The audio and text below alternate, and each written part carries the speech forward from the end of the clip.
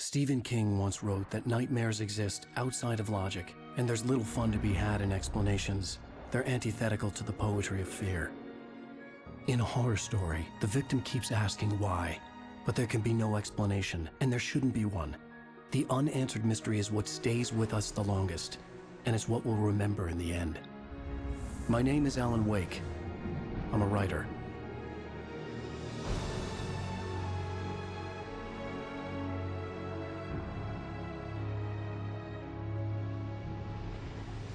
I've always had a vivid imagination, but this dream unsettled me. It was wild and dark and weird, even by my standards. So yes, it began with a dream. Following a typical nightmare pattern, I was late, desperately trying to reach my destination, a lighthouse. For some urgent reason, I couldn't remember. I'd been driving too fast down a coastal road to get there.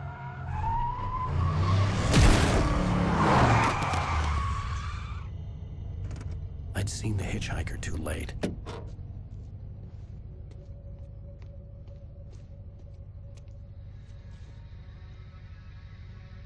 He was dead.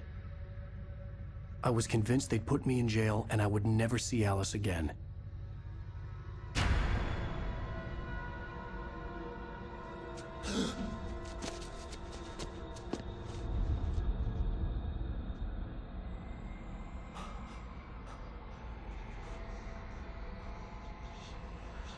Suddenly, his body was gone. I was in shock from the crash. I could hardly stay on my feet.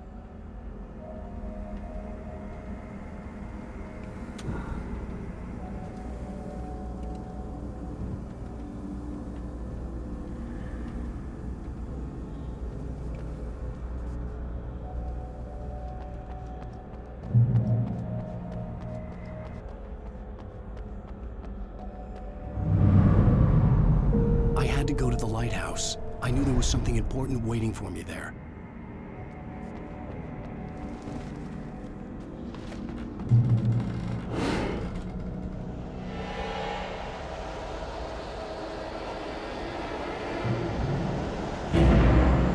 You don't even recognize me, do you, Ryder?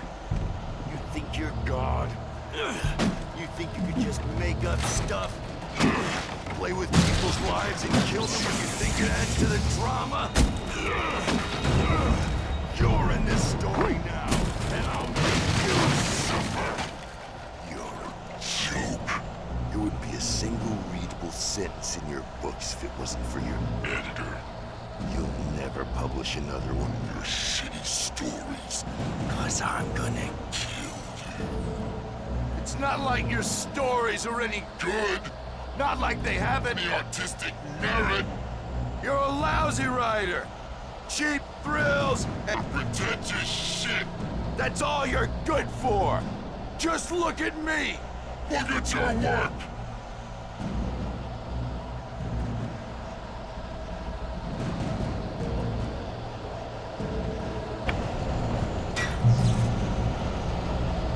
You missed your deadline.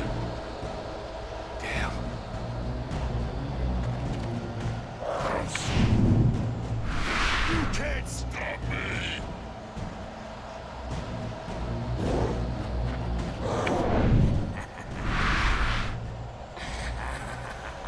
I realized that the hitchhiker was a character from the story I'd been working on. How does it feel to die by the hands of your own creation?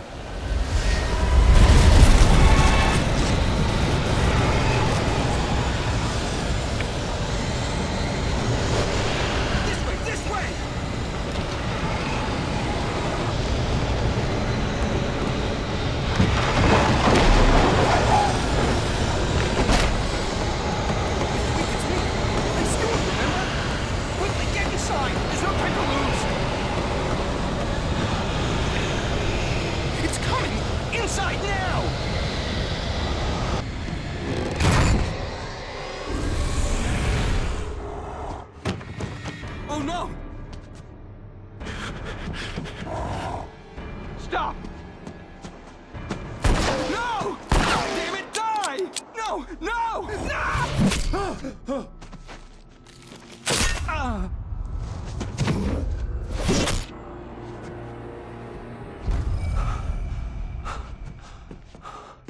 I was trapped. There was no way out.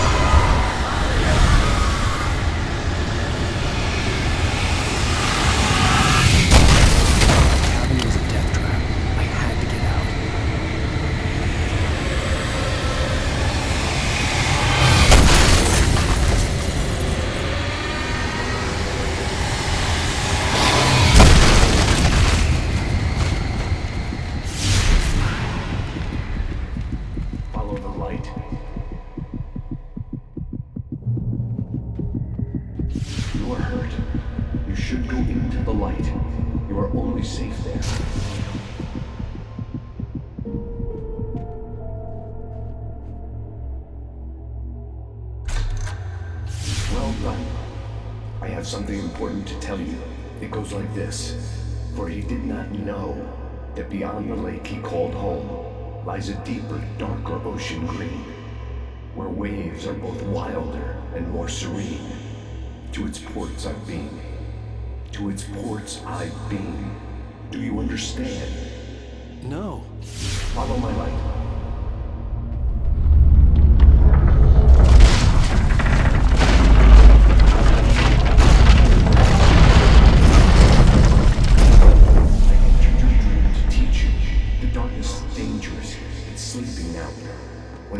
You coming, it will wake up. There's no time. I can only show you the most important thing. The hitchhiker has been taken over by the dark presence. You can't hurt him now. The darkness protects him from all harm. Only light can drive the darkness away and make him vulnerable again. Here, take the light.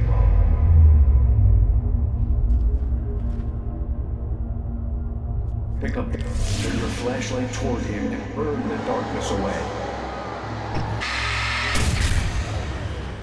You did it. Now the darkness no longer protects him, but it's still inside, controlling him.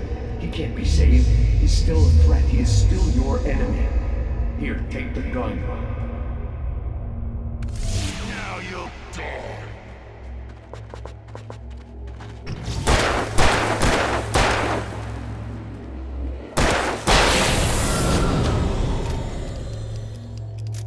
Good.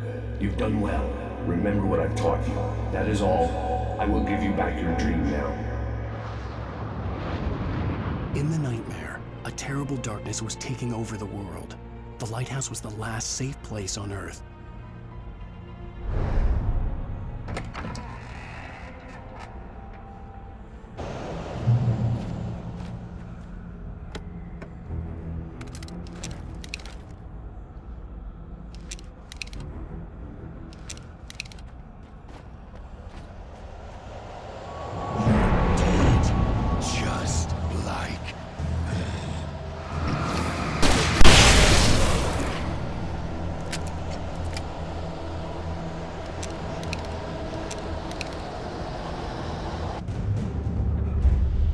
I can keep this up forever!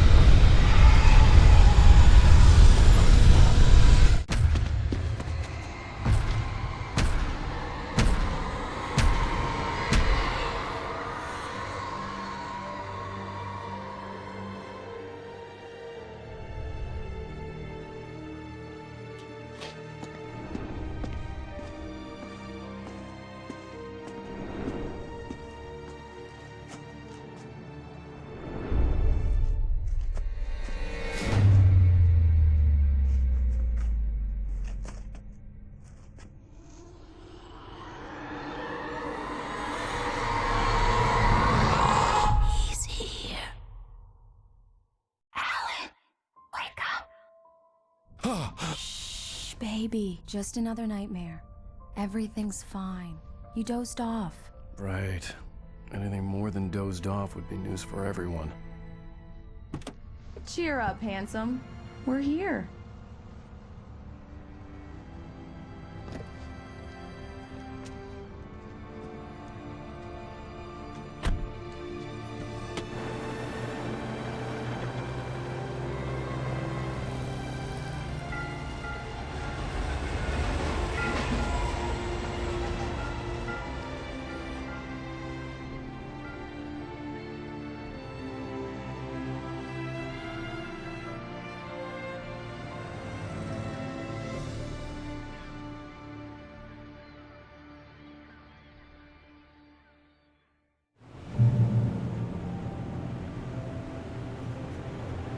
Let's act like we're on vacation. Go stand next to that old gentleman there. I want a shot of you with the town in the background. Sure.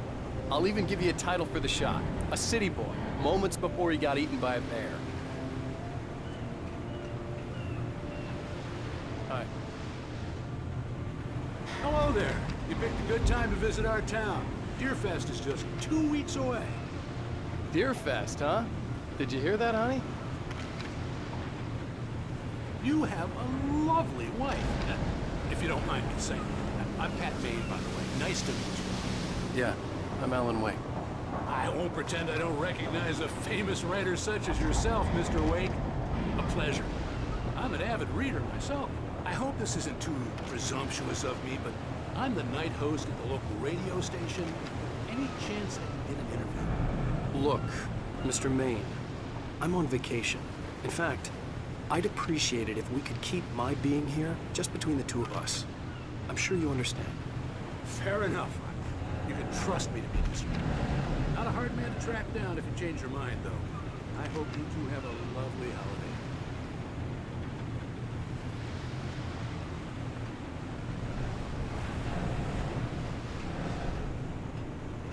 Very nice. I got a couple of really good ones. And I see you made a friend. That's cute. Right. Yeah? Hey, bestseller, how's my favorite writer? Are you there yet? Barry.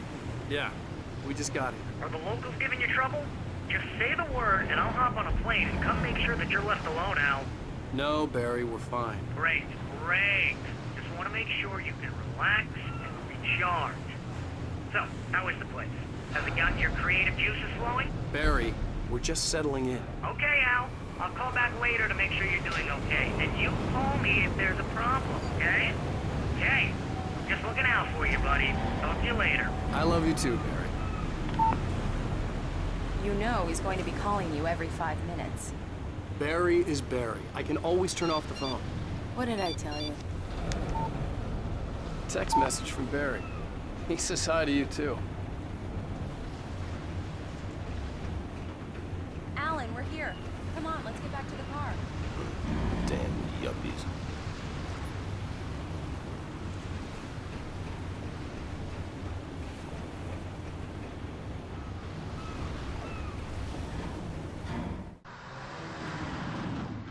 We need to stop at the local diner to get the cabin key from the landlord, a Mr. Carl Stuckey. He's waiting for us.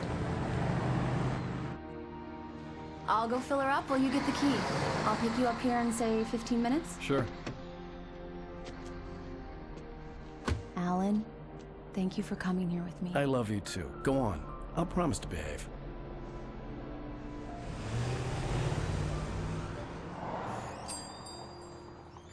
I'd forgotten there were still places like this. Towns where everybody knew everybody. Welcome to the Oh Dear Diner. Hi, I was wondering if you could help me. I'm looking for... Mr. Wake. Alan Wake. Oh, God! I am your biggest fan. I know people say that all the time, but I really am. I'm glad to hear that. Rose. Rose, I'm looking for Mr. Stuckey. Carl Stuckey? Carl? Oh, of course, Mr. Wake. He must have gone to visit the restroom. He'll be back in a moment. I can't believe it. I've got all your books. I got the cutout from the bookstore when they took it out of the window. And you keep it here. Well, okay. Good for you.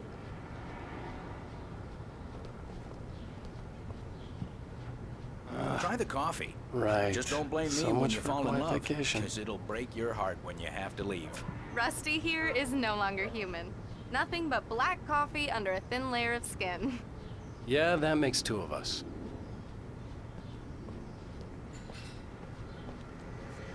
Are you staying Do long, me a Mr. Wake? favor, Sonny. I could really use a tune right now. Coconut, number 6 in the jukebox. I'd do it myself, but both of my legs have gone to sleep. Bad circulation. Yeah. Are you serious? Coconut again? You disgust me. Call yourself a rocker. Unbelievable. Ha! It does that. Get stuck. Yeah, you need to give it a good solid whack. Now that's what I'm talking about, yes! This is it. I've died and gone to hell. Don't go in there, young man. You can hurt yourself in the dark. I think I can handle it, ma'am. I didn't want to wait. I wanted to find Stucky, to get the key and get out as soon as possible. The waitress was giving me a headache. Overeager fans always did.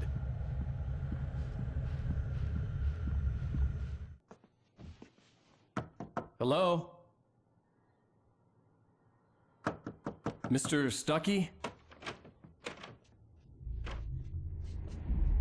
Carl couldn't make it. Unfortunately, he was taken ill. But I have the key for you and instructions on how to get to the lake. Okay. I wish you a good stay in my cabin. I'll come by later to check how you've settled in. And to meet your wife. I insist. Thanks.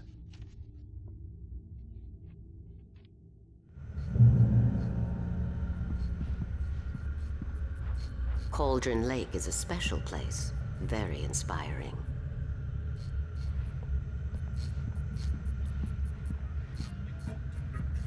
You got lucky this time, young man.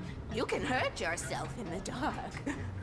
This really ought to be fixed, and then I must remind Sarah to change the lights at the station. It's been too long already. Bye, Mr. Wake. Mission accomplished. The key and the directions. My hero. I got some flashlights, just in case. Hey, wait! Mrs. Wake! Your keys!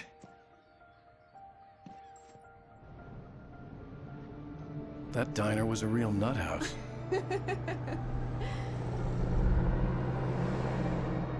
Can you believe this place? This would make a wonderful setting for a book. We're supposed to be on vacation, Alice. I'll figure it out when we get back home. Okay? Okay. We can talk about this later. Bad man here on KBFF. I didn't want to talk about it. I wanted to bury my head in sand. Here's another one of my favorites to go with it. Once upon a time, I was a successful writer, but that was a long time ago. I hadn't been able to write a word in 2 years, not since my last book.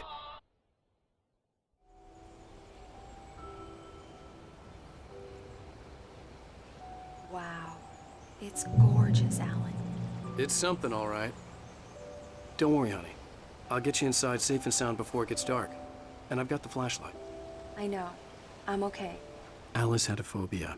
The fear of darkness. I wanted to make sure we were inside with the lights on before sunset.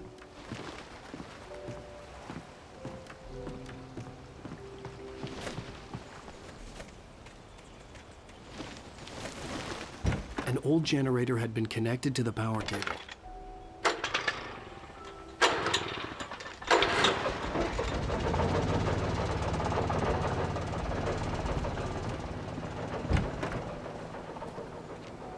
The lights are on. Good work, honey. I'll freshen up a bit and start settling in. Okay, I'll look around a bit. Sure thing. Have fun.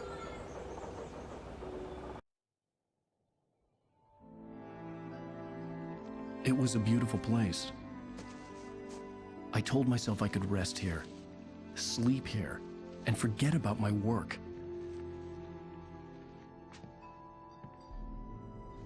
I thought we could be happy here.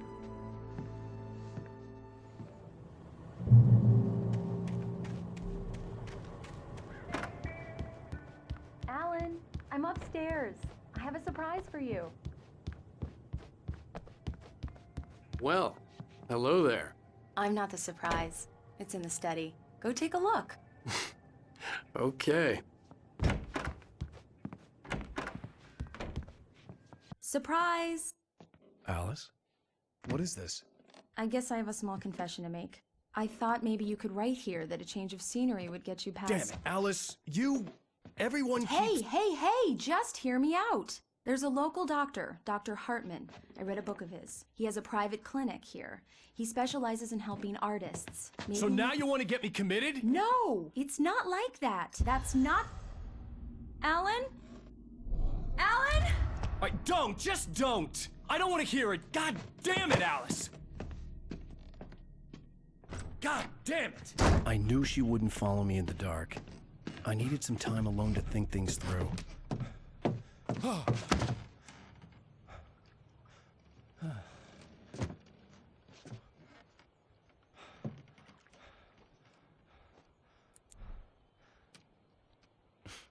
Damn it.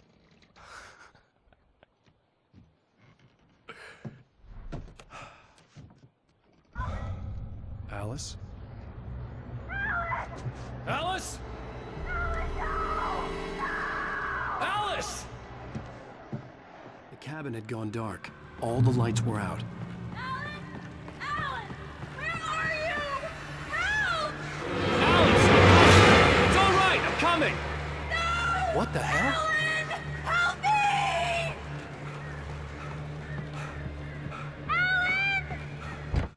Alice? Alice?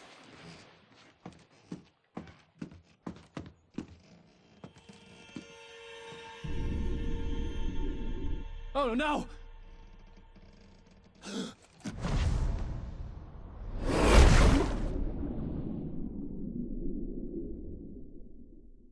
Keep going, Alan. Wake up. Alice?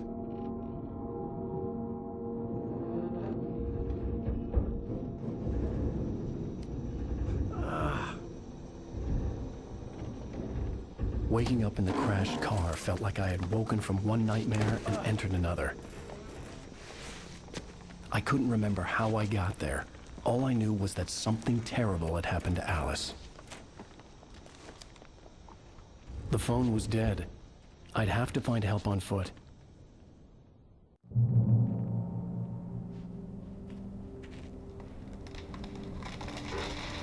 Among Alice's things was a book, The Creator's Dilemma, by a Dr. Emil Hartman. Seeing the book brought back my fight with Alice. I didn't like it, and I didn't like the guy's smug face on the cover either.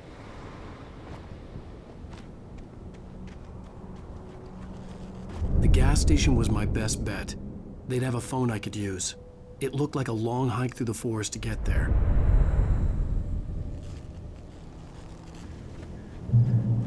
Damn.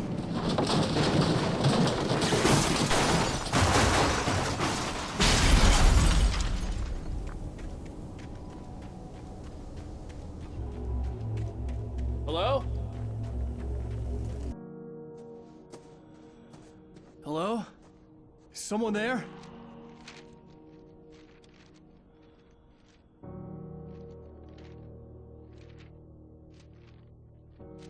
The loose sheets of paper were pages from a manuscript entitled Departure.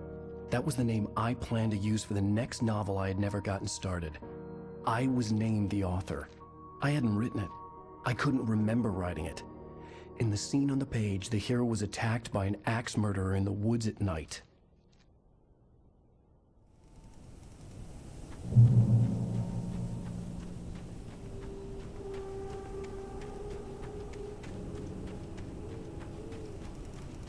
The lights up ahead were a good sign. Maybe I wouldn't have to hike all the way down to the gas station to find a phone. Anybody there? Please, I've been in— Hey! Hey, you! Phil! There's been an accident. I need help.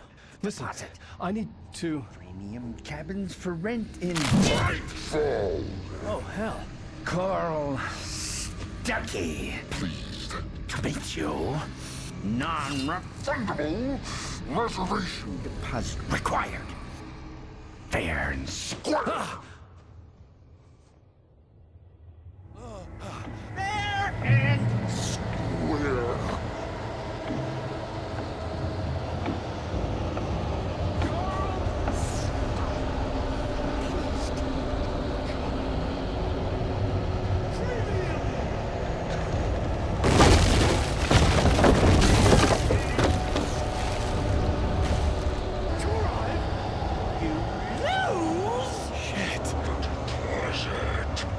It's the latest thing!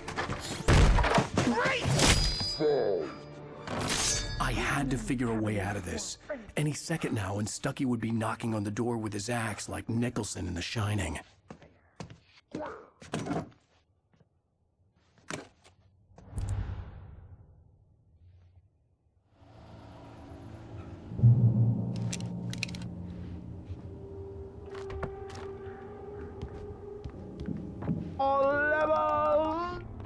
Yes. Bright Falls Sheriff Station. How may I... Hello? Hello?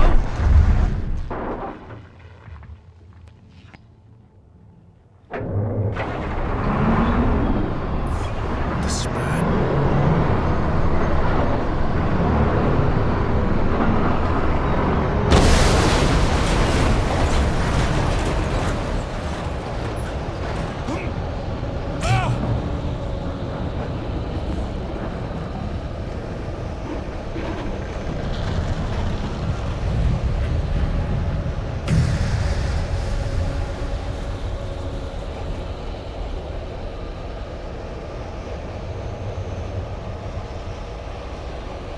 The bulldozer had gone over the cliff with the office. I hoped Stucky had suffered the same fate, but I wasn't planning on staying to find out.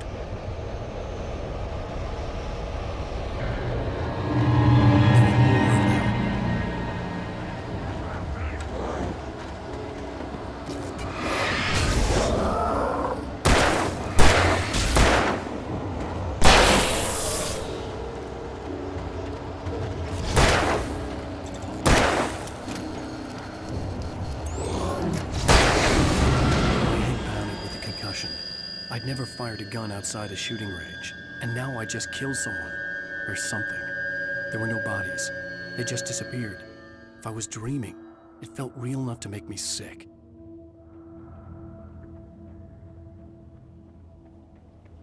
Eerie hand-painted graffiti was revealed by my flashlight. Someone had hidden a chest of supplies near it.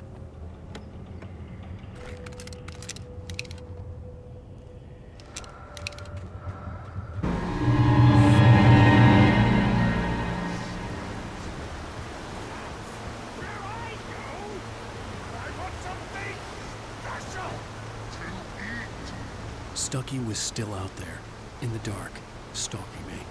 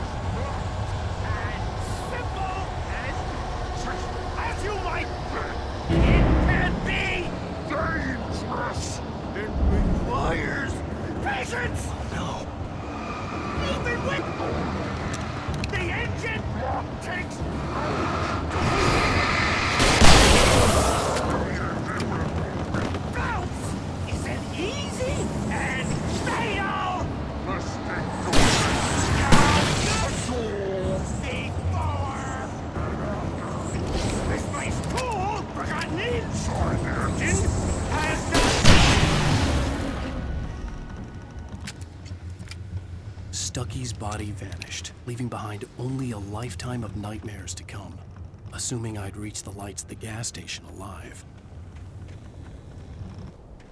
I recognized the parade float I had seen in Bright Falls when I first arrived with Alice.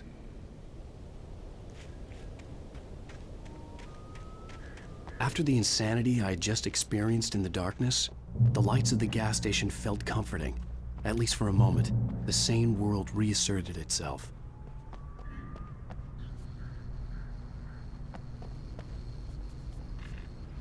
The garage was a mess. It looked like someone had trashed the place, or that there'd been some kind of fight. I'll write. I'll keep writing. Outside, there's only darkness. Outside the cabin, outside the story, there's only darkness. I can feel her presence in the dark. Just now, I could smell her perfume in the room.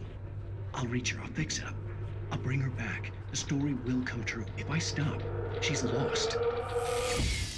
I don't believe this. It'd been me on the TV, talking crazy. Was I losing my mind?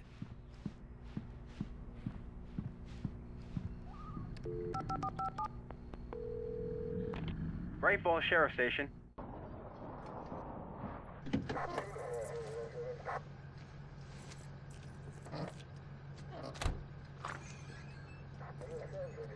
Oh, thank God, Sheriff. Sheriff Sarah Breaker. You are... I'm Alan Wake, but listen. I was in a car crash. My wife, Alice, she's missing. Calm down, Mr. Wake. We were staying in a cabin on the island, on Cauldron Lake. There's no island on Cauldron Lake. Not since the big eruption in the 70s. Please, I can take you there, okay? You look like you've taken a pretty bad knock to the head. Are you okay? Listen. We'll figure this out. Please get in the car. We'll swing by the lake and then we'll go to the station, okay? Mr. Wake, have you seen Stucky, the guy who owns this place? I realized I couldn't tell her what had happened in the forest. She wouldn't have believed me. And then she wouldn't have helped me with Alice.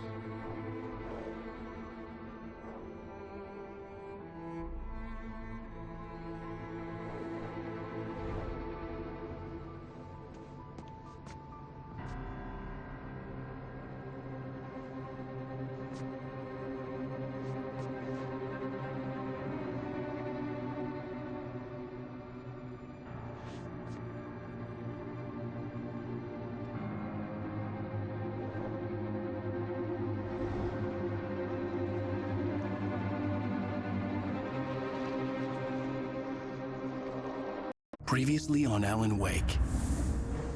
I came to Bright Falls with my wife, Alice. Thank you for coming here with me. I thought maybe you could write here. I don't want to hear it! God damn it, Alice! Now, she's missing. Alice? Alice? I woke up behind the wheel of a crashed car. I'm missing a week. I was attacked by shadowy men straight from a nightmare. The sheriff took me to the lake Alice and I had stayed at. But the cabin had disappeared.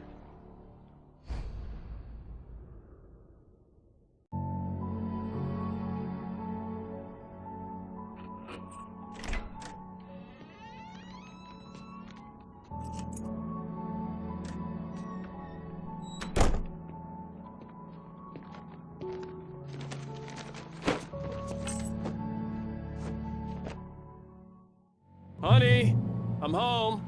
Back here, sweetie. How was it? Worst weather I've ever seen. You should put some coffee on. It'll warm you up. Hey, handsome. This is gonna be a long night, but these shots are turning out great. I guess you're gonna need that coffee then. I'll go put it on.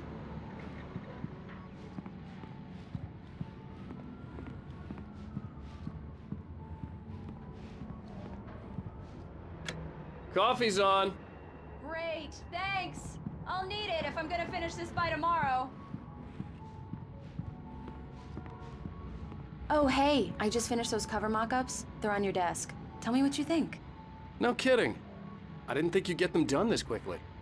On occasion, I can perform all sorts of miracles, my dear. Oh, really? Well, you seemed to think so last night.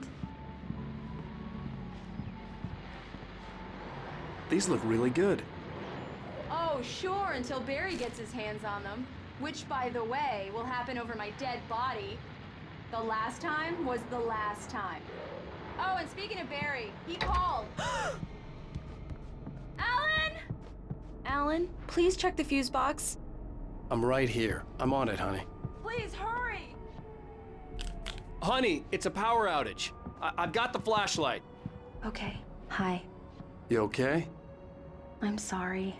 It just really spooked me. Don't worry. We'll just break out the candles. I know it's stupid, but it's just... especially when I'm not prepared for it, you know? It gets to me. I love you. Tell me a story, writer. Okay. I used to have these nightmares when I was a kid. The dark really spooked me, too. When it got really bad, my mom gave me this old light switch. She called it the clicker. The clicker, huh? Yeah.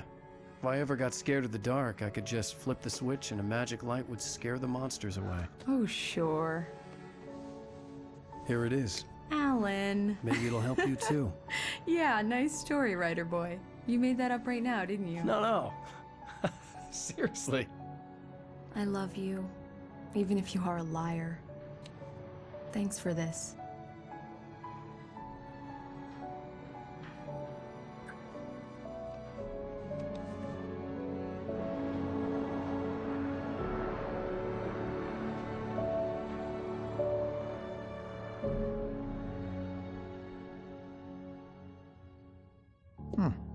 How do you feel, Mr. Wake? Any nausea, disorientation, anything like that? Mr. Wake, how are you feeling? I'm okay. My head's fine. I had to lie about my headache and memory loss. He'd send me to a hospital for tests. I couldn't leave without Alice. Very well. I don't think you have a concussion, but you've obviously been through quite a shock. You should take it easy for a couple of days. Thanks. Here. If the pain gets any worse or you experience any other symptoms, you should come see me. I'll let you get on with it then. Sarah, Sheriff Breaker, is waiting for you. She's very good at her job. I'm sure she can locate your wife in no time. Doc Nelson was the image of a small-town doctor. Sheriff Breaker had called him to the station to take a look at the cut in my head.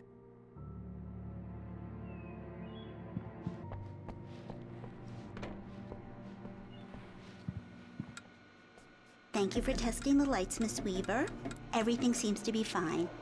I don't have the luxury of being complacent, Deputy Grant. The bulbs will need changing soon. You can't change them in the dark. I'll be sure to take care of it, Miss Weaver. Have a nice day now. Very good. I'll come back later on to remind you, just in case.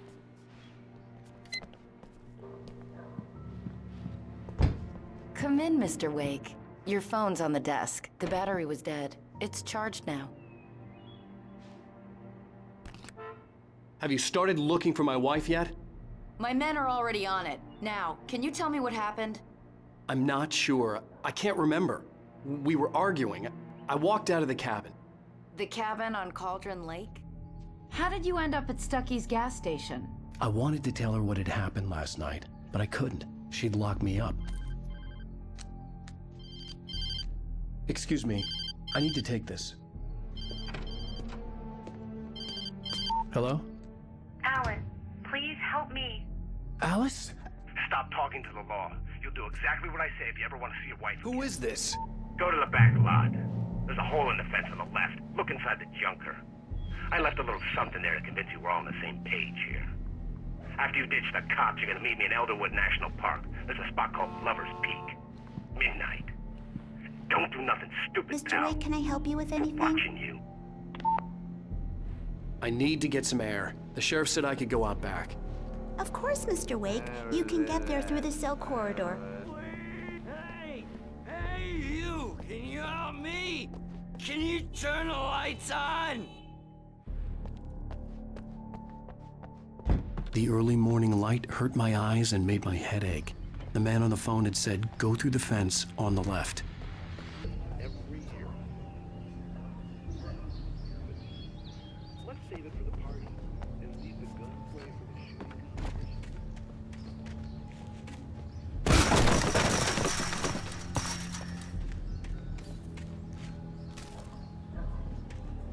Alice's driver's license had been placed on the front seat. The caller meant business. Barry? Ow! Ow! Thank God! Where the hell have you been? I've been trying to reach you for a week, you and Alice. I've been worried sick. I flew out yesterday. I'm here in Bright Falls. Barry, listen to me. I'm at the sheriff's station. Come and get me. I can't talk now. Al, what the hell is going on? I had to get the sheriff to let me go. I needed to get to Elderwood National Park to meet Alice's kidnappers.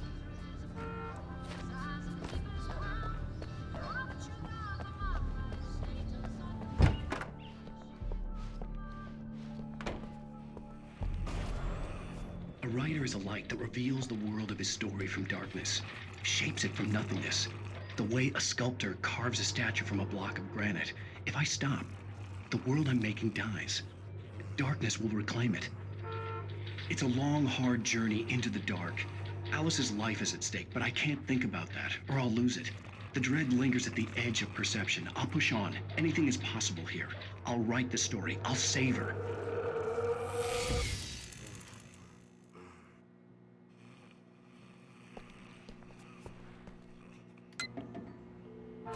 Marvelous, Sarah.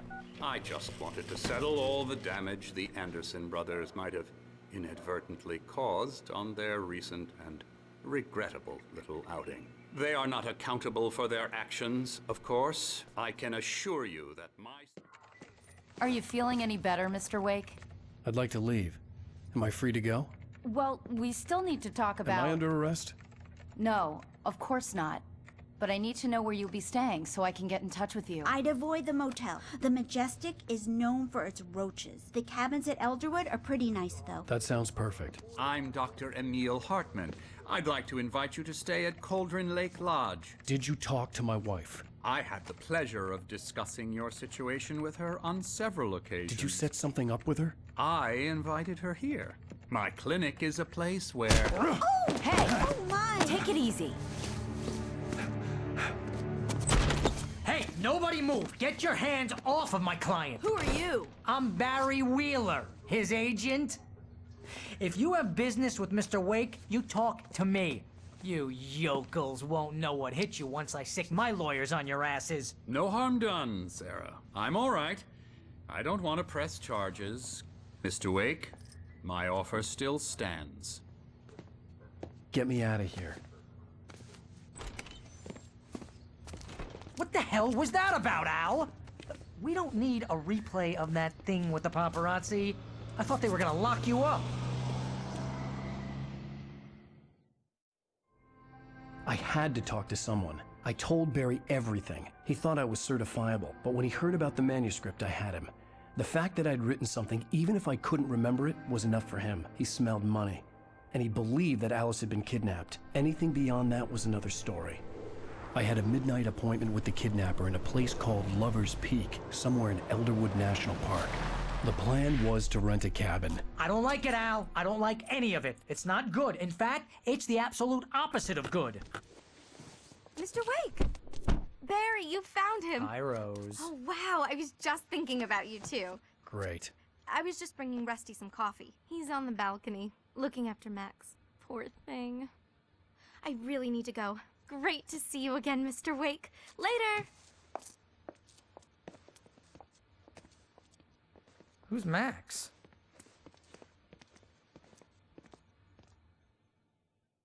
What an airhead. Jeez, Mr. Takes a swing at everybody. This is not her fault. She's a very nice girl and, more importantly, a fan. She even has a fan site dedicated to you. And she was very helpful when I was looking for you. Seriously, Al, what you were saying in the car, just listen to yourself. What, you shot a guy and his body just disappeared? When was the last time you slept? Are you high? Have you been drinking? No! Look, Barry, I'm missing a week, and someone's got Alice. Do you and understand everything's just... what it sounds like when you say stuff like that? Don't get me wrong, it's a good story, could be a bestseller. But when you start confusing fiction with reality, you're buying yourself a ticket to the funny farm. All right, wait here.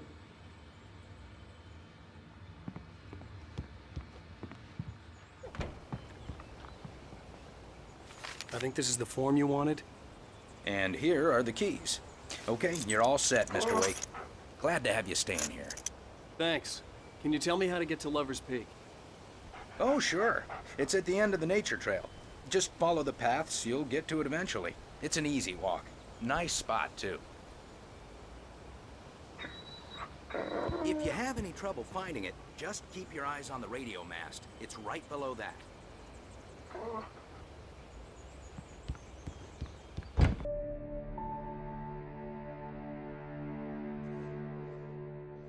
That's just crazy talk, Al. Al! Al? We should go to the sheriff or call the FBI. Damn it, Barry, they'll kill her! This is not a goddamn debate, Barry. I'm going to Lover's Peak. He said to come alone. Okay then. I understand. You're my best friend, and I'm worried that you're not right in the head.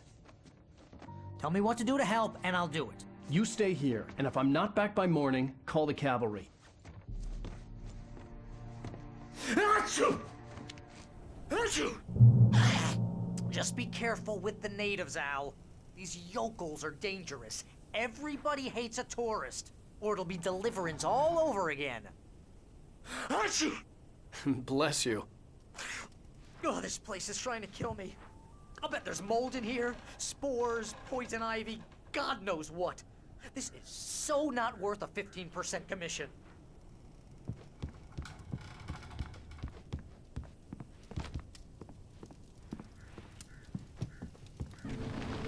I'll wait here, Al. I'll hold down the fort. I'll be with you in spirit every step of the way, Al. Locking the door now. I knew I should have gone to the cops. This wasn't the smartest thing I'd ever done, but I was still angry with Barry for trying to talk me out of it. These people had called me right in the sheriff's station. The cops wouldn't scare them, and they had Alice.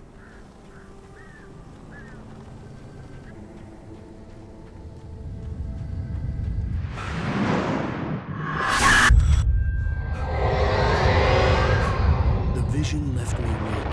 This was no head injury.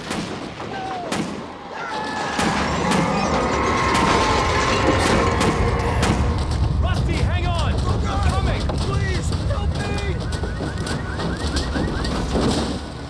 Anybody? Help me! Back here! I'm back here! Mr. Wake? Oh, hell. It happened just the way it was on that page. I found. Came true. It knew. So dark. It'll come back for me. You must. The lights. In the office. I have the key. Okay, Rusty. Hang on. I'll be right back. Whatever did this couldn't be far. Rusty had found a page from the manuscript. It would help me understand what had happened.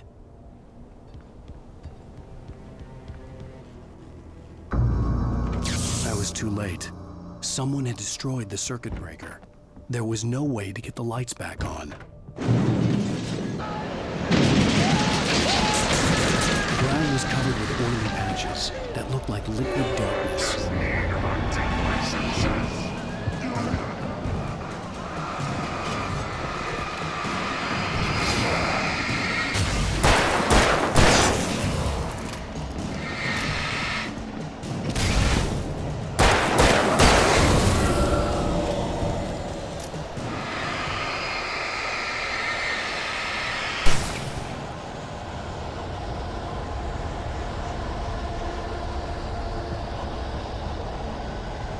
Something had torn a mammoth-sized hole in the wall.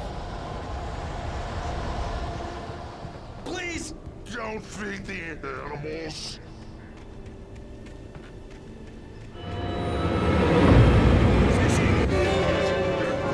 For those who purchase a park license, obey at all times. Rusty? Rusty, no! Never. 2 bears and wolves. This includes even even cemeteries.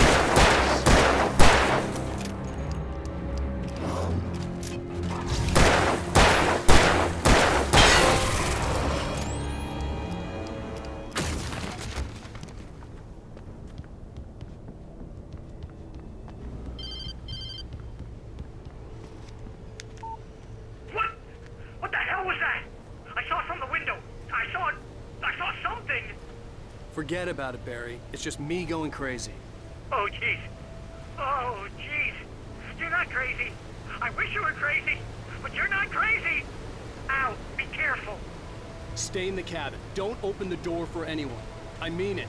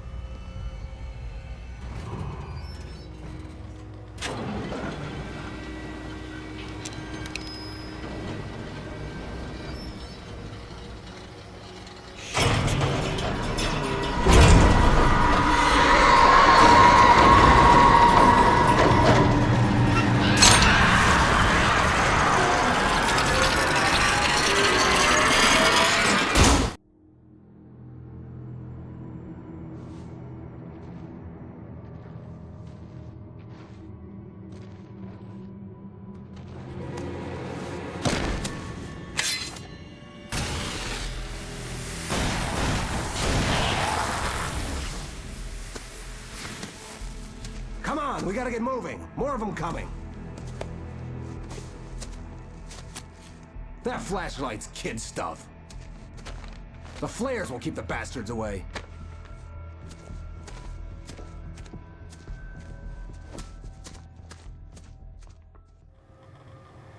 You can see them too?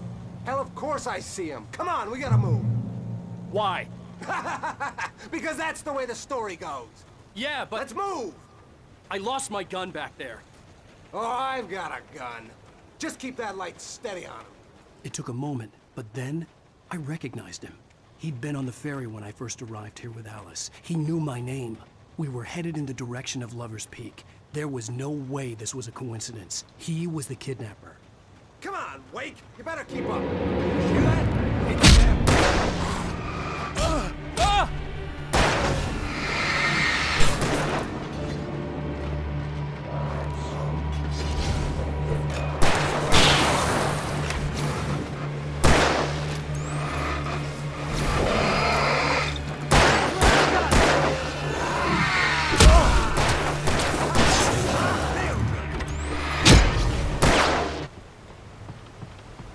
This is it, Wake. The last stand. There's more flares here. Get ready. We fight them as long as they keep coming. Give me the goddamn gun! They're coming! That's not how this goes. Get with the program, Wake.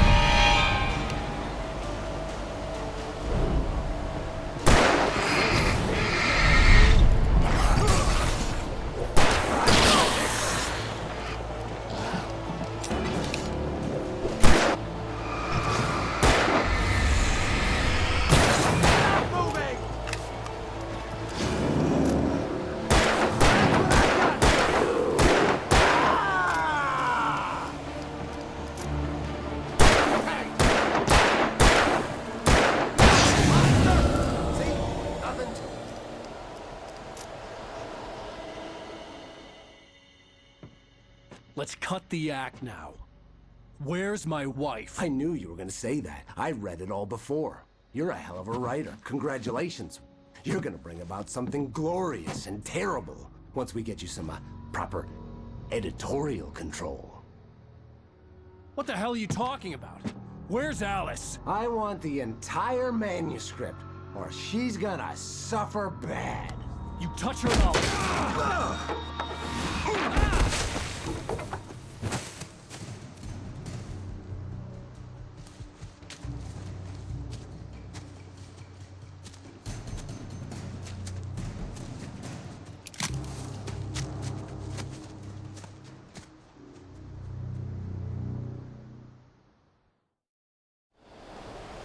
You're gonna give me the manuscript or you'll be sorry! No!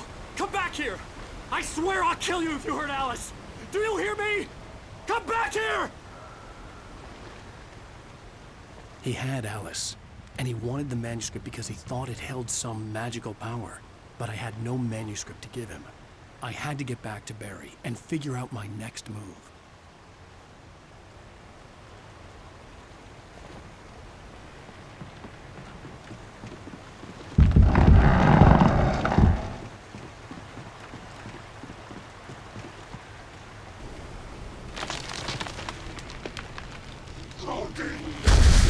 Hazardous occupation.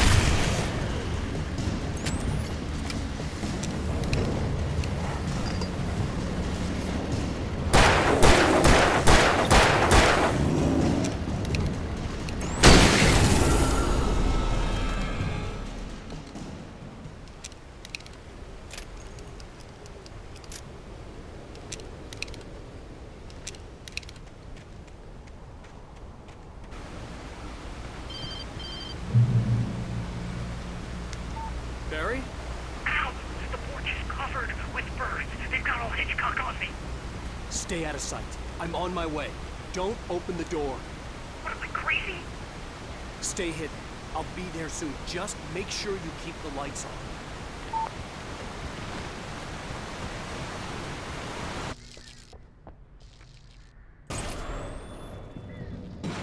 A story is not a machine that does what you tell it. A story is a beast with a life of its own. You can create it, shape it, but as the story grows, it starts wanting things of its own. Change one thing and you set off a chain reaction of events that spreads through the whole thing. The characters have to be true to themselves. The events need to follow a logic that fits the story. A single flaw and the magic is gone. The story dies. Alice dies.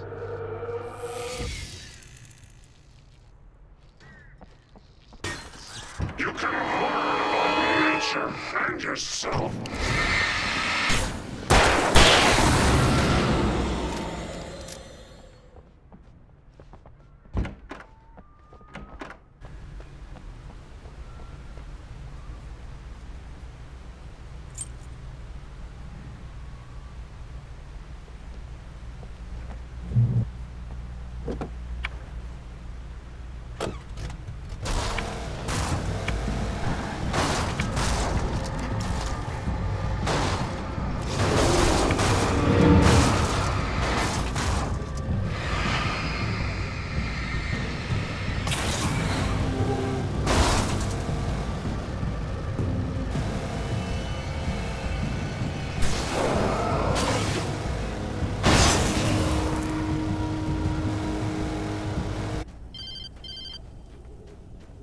was the kidnapper. You son of a bitch! Where's my wife? Enough horseplay, Wake. You deliver the manuscript, and you can have your woman back. Simple as that. I don't... Listen. I'm gonna need time to finish it. I still need to write the ending. I need a week. It's not done? I need a week. 2 days. The old Bright Falls coal mine is nearby. You can find it easy, city boy. The main building, there at noon. You bring the manuscript, you'll get your wife. If not, well, get me? Yes, I get you.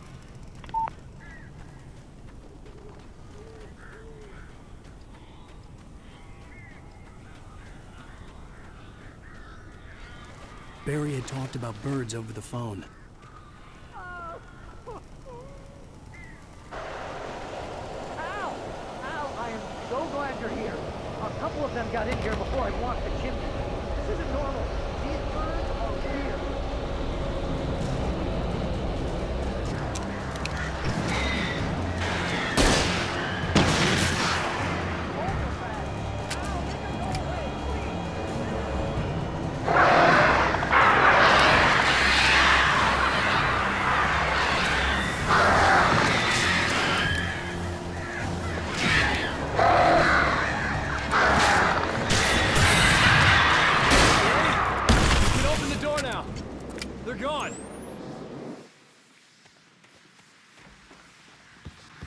Hey, Al. I'm sorry for thinking you were having a psychotic episode, man. I sent Barry to the town to ask around about a man fitting the kidnapper's description. He'd go through the archives of the local paper. Perhaps he could learn something. Anything about the island and the cabin that had disappeared. The man wanted a manuscript. I had to try to write him one to get Alice back.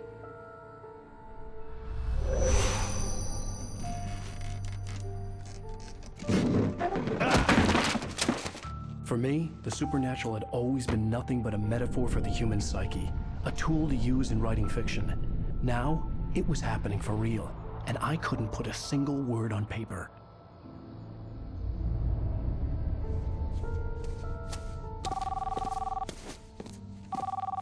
Barry Wheeler speaking. This is Rose. Rose? I found Mr. Wake's pages. Oh, you sweet, brilliant girl. Could you and Mr. Wake come get them? I live in the trailer park outside the town. We'll be there in less than an hour. Bye now. See you soon.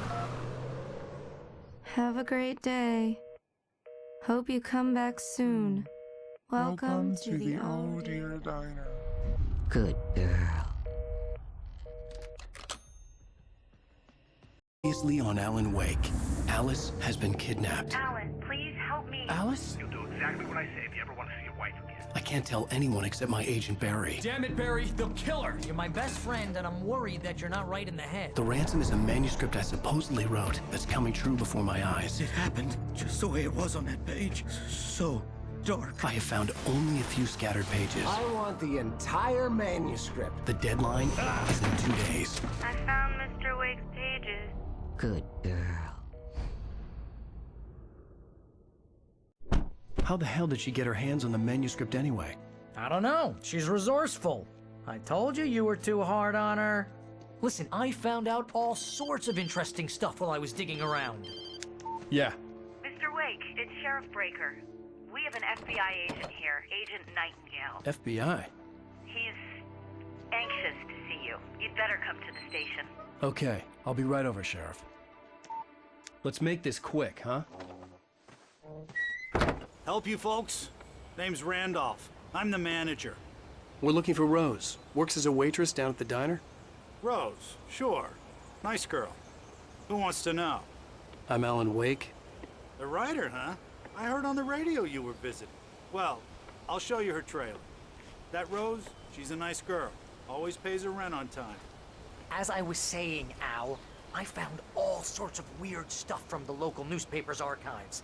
This place is crazy. Disappearances, mysterious deaths, urban legends come true, and get this, most of this stuff takes place around Cauldron Lake. Well, you ain't wrong, mister. The Indians thought the lake was a doorway to the underworld. I'm the God-fearing type myself. I don't hold with that sort of thing. Yeah, okay. Anyway, there was an island there owned by a guy called Thomas Zane. Now, some of the articles I found about him make him out to be a famous writer, but I ran a bunch of searches, couldn't find a single thing he wrote. Zane was heavily into diving, so much so that the place came to be called Diver's Isle. But the volcano under the lake erupted in 1970, and Zane went down with the island. Yeah, how about that? It was there in the morning, as if it had fallen from the sky. But it would take a tornado to lift something like that. We're damn lucky it didn't crush any of the trailers.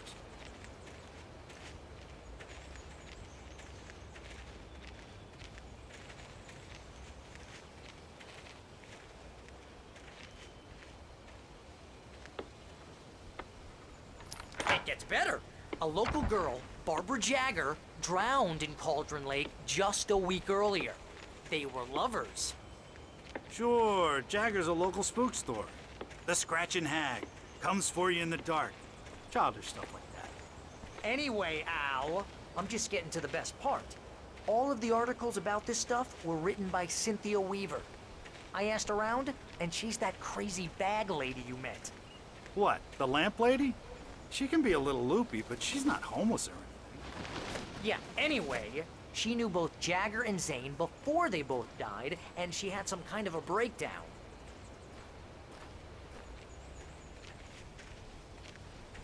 Well, mister, this here's Rose's trailer. You mind me asking what you want with her? We're just here to talk to her, pal.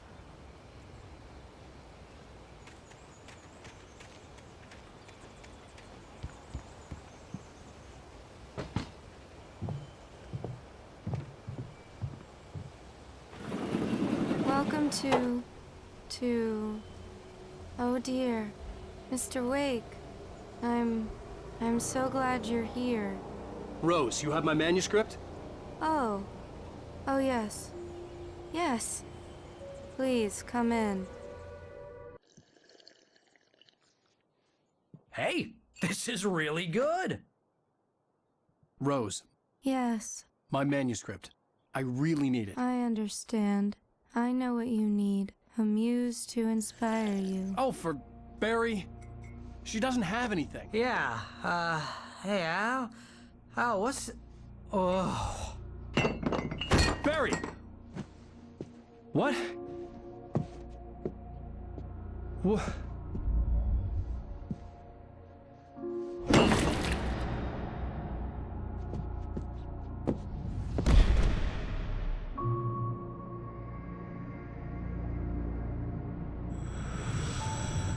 It's coming for you, hiding in my barber's skin. I'm too weak to stop it. You must turn the lights on. I promised I'd come visit you and your lovely wife. You must finish what you started. I insist. You must turn the lights on. Turn the light on. Back to work, boy.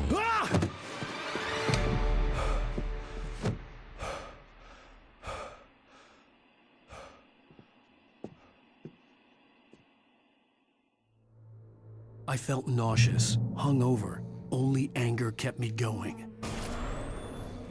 I can't tell reality from dream anymore, but it seems I have an imaginary editor to help me. She's an old woman in a funeral dress. I call her Barbara Jagger. She's very strict. I'm writing faster and faster. My manuscript is being heavily revised. The edits are getting very aggressive, and each day there's less of me and more of her. I hate it, but I know she's right. She promises me I can save Alice this way. She knows more of this than I do. About the complex incantation I'm attempting. About this place. She's worked with another writer under similar circumstances, Thomas Zane. The genre of the story seems to be shifting. It's turning into a horror story. I'm getting close. I can feel it.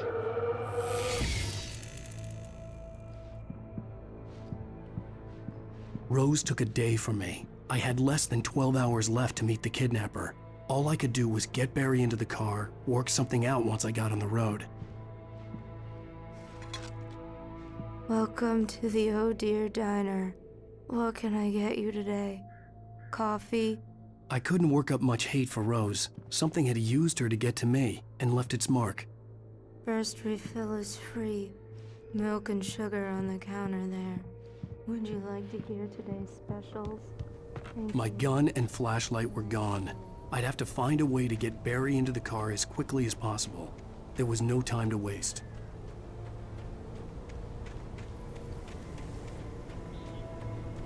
Oh, you're gonna get it now. God knows what you've done to that poor girl. This is Agent Nightingale, FBI! Get him up, Hemingway! You're under arrest! You move a muscle, I'll unload right in your goddamn face! Stay right where you are, Spillane!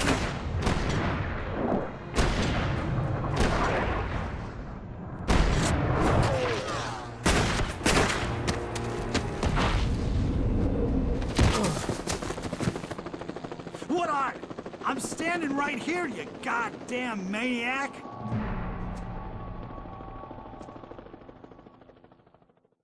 I hated to leave Barry behind, but there was no way I'd miss my appointment with the kidnapper.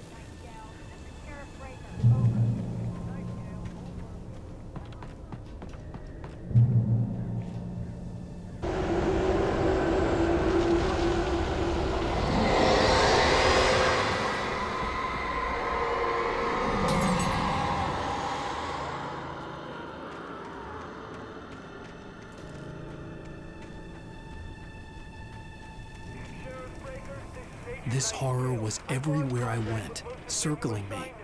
The cops didn't stand a chance. They were after a writer, not a monster. Are you kidding? I mean, have you seen this guy? He wears a tweed jacket. Over. He's the guy we're chasing. If it's not him, who then? Bigfoot? Over.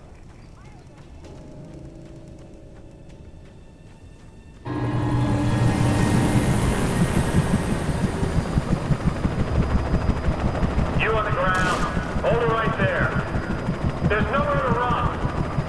Freeze!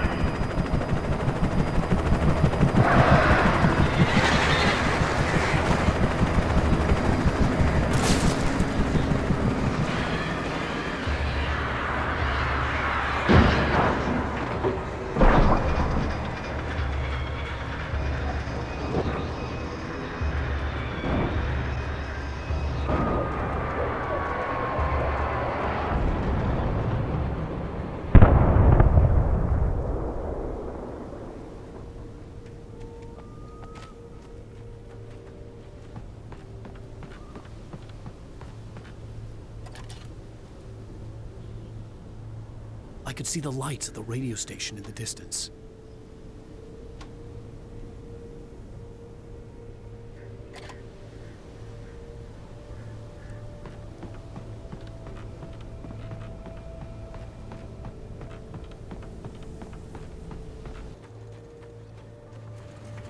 It took me a moment to recognize the flashbang grenades. They were an ideal weapon for my situation. Team 1, come in. Over.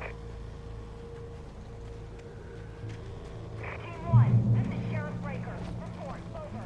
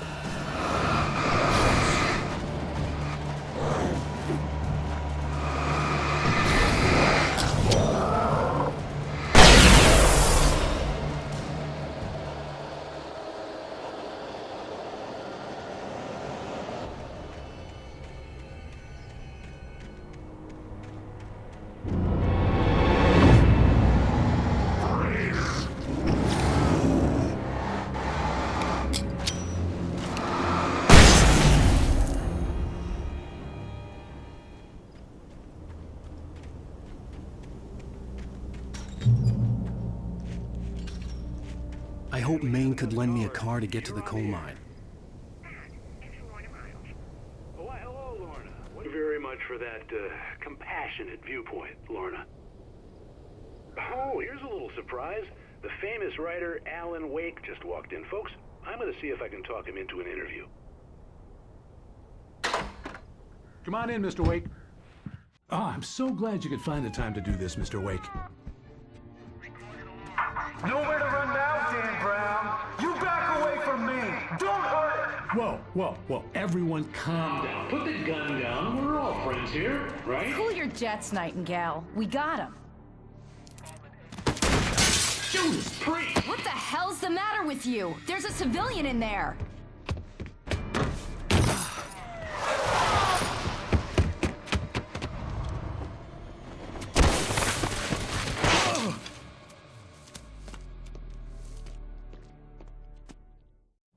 I'll get you yet, even if it kills me. You hear me? You hear me, H.P. Lovecraft? I had fallen off so many cliffs it was ridiculous. That's what you get for naming a book The Sudden Stop. It was probably good I hadn't had the chance to tell Maine where I was going. I'd have to lose the cops and find my own way to the mine. Nightingale stared through the broken studio window into the dark woods. He turned around, started to walk out, but Maine grabbed his arm. "Young man, you almost shot me. You don't shoot off rounds at people like that. What's the matter with you?" Nightingale shook his arm free, marched out. His cheeks burned with rage and humiliation.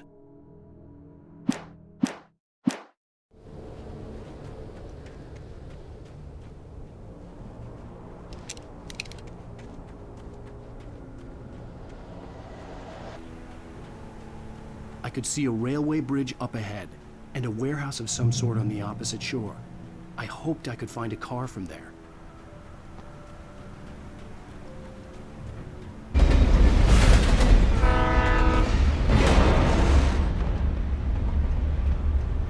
The darkness that was pursuing me was growing stronger, and it was taking over everything in its path.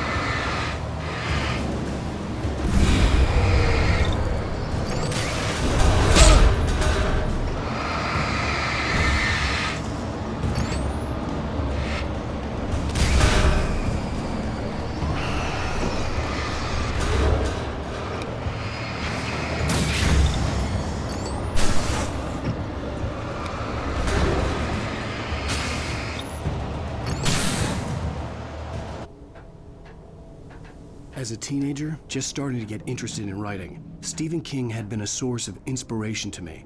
I thought about all the inanimate objects that had come to life in his books. No one is safe in a good horror story. Certainly not the protagonist. That's what makes them fun. This was anything but. The darkness could possess anything, and it was getting closer.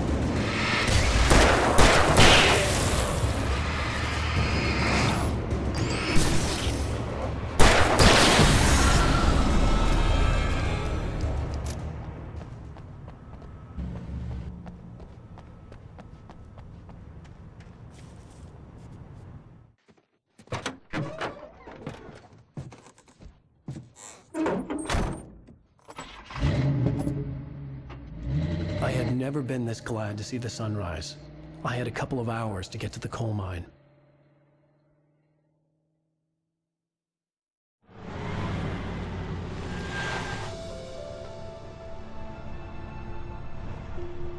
The coal mine wasn't far now.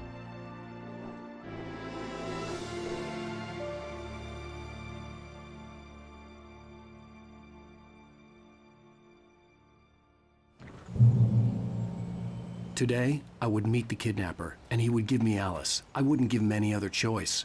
A drowning man will clutch at a straw.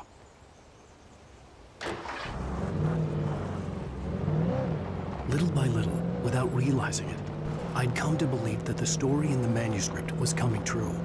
The current of its narrative had taken me deeper and deeper into dark waters. Alice had been taken from me. Barry was probably in jail. I was a fugitive from the FBI. The whole world taken over by the dark presence was trying to destroy me. It all felt real, but it matched a textbook case of insanity.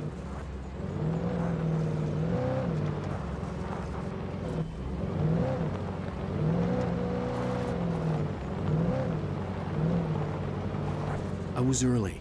I was supposed to meet the kidnapper at noon in the main building. The coal mine was quiet. It was a museum now.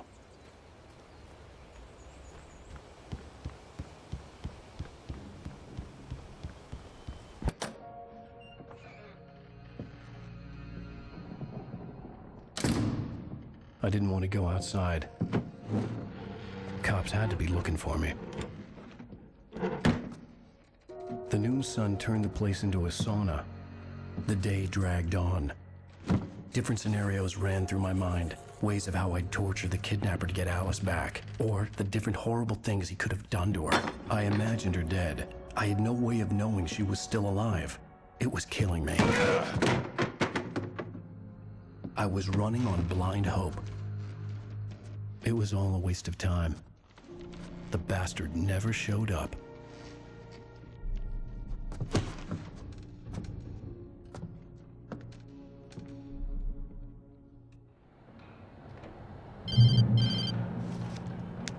Wake! Where the hell are you? Change of plans. You know where Mirror Peak is? It's a big mountain north of where you are. You follow the path from the mine, you can't miss it. There's a lookout point there. I'll be waiting. I'm through being jerked around by You you. want to see your wife alive? Because if you do, you better watch what you say to me. Do we understand each other? I want to talk to Alice. Yeah, and I want the manuscript. Don't keep me waiting, Wake. Hello? Hello? Ah! I'm gonna kill him! I had to get to Mirror Peak.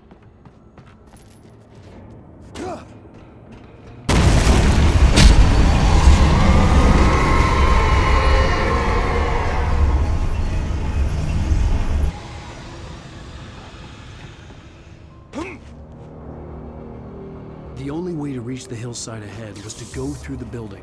I had to find a way to avoid electrocution.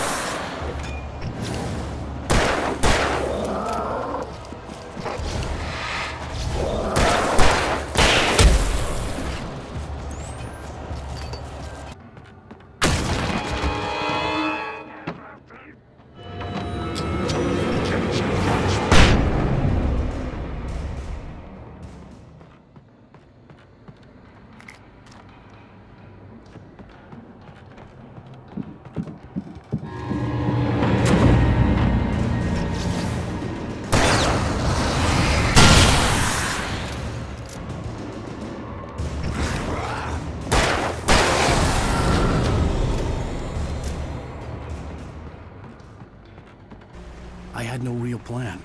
I was going to give the kidnapper all the manuscript pages I had for Alice. If that wasn't enough, I'd hold him at gunpoint and make him talk.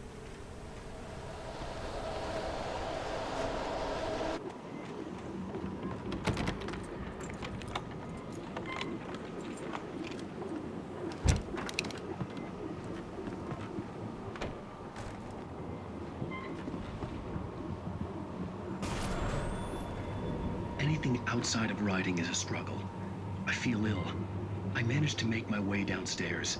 There's a shoebox filled with books and papers by Thomas Zane. It's very hard to focus, but I managed to read some of it. He's a poet, and a good one. He writes of muses and creators summoning fabulous things from a magic lake, using his powers to shape the world of a realm of gods and dreams and demons, dark things that wait for a chance to slip through, wearing the flesh of men as disguise. Zane writes about himself, his girlfriend being taken over by a dark presence, about growing scared of the lake. Zane believes it's a mirror to the gaping void of darkness above, where some Lovecraftian presence lurks. I crawl back upstairs. I'll borrow these things for my story. They ring true. They fit.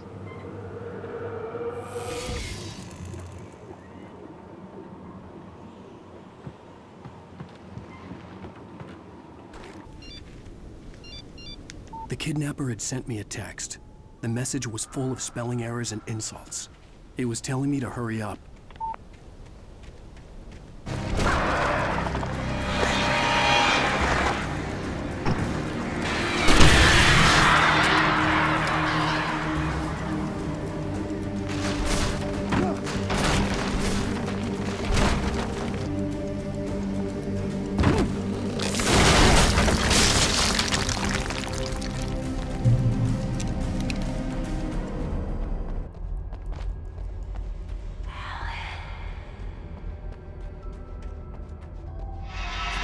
Without warning, the headache stabbed at my brain.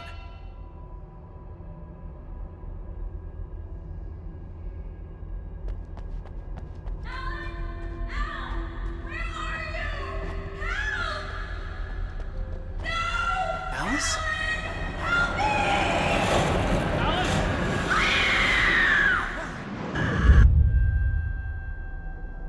I'm losing it. I gotta get out of here.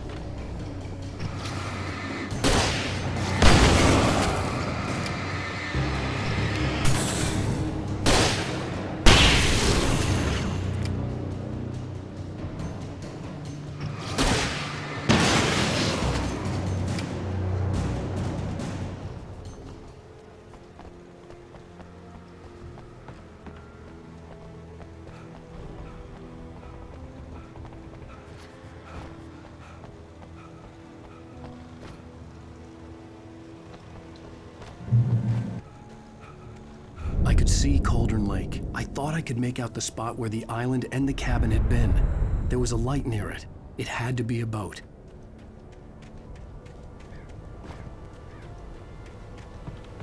Wait, are you? Wait. Hey, I'm here! I'm coming! No! Get away! Sorry. Please, it's late.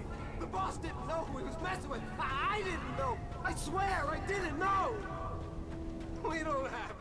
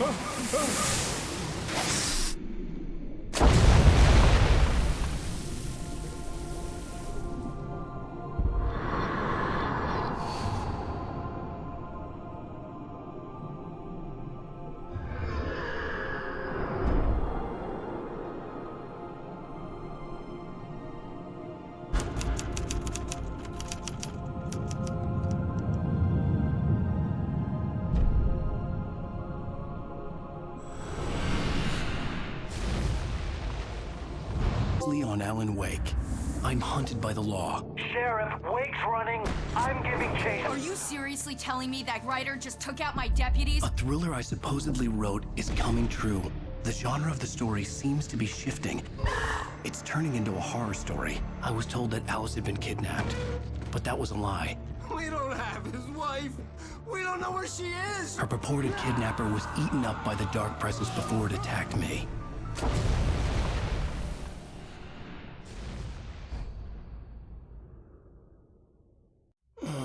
Alan, shh, baby. It was just a nightmare. Alice. There you go, Alan. Hartman, I fell. I had to give you a sedative. Don't fight it. You went through another rough period. What? Right now, it's very important that you stay calm. We don't want you to have another episode. You're a patient at my clinic. Have been for a while now. The shock of your wife's death triggered a mental illness. No, you're lying. You're suffering from various symptoms of undifferentiated schizophrenia. Bastard. It's okay, Alan. Just let go.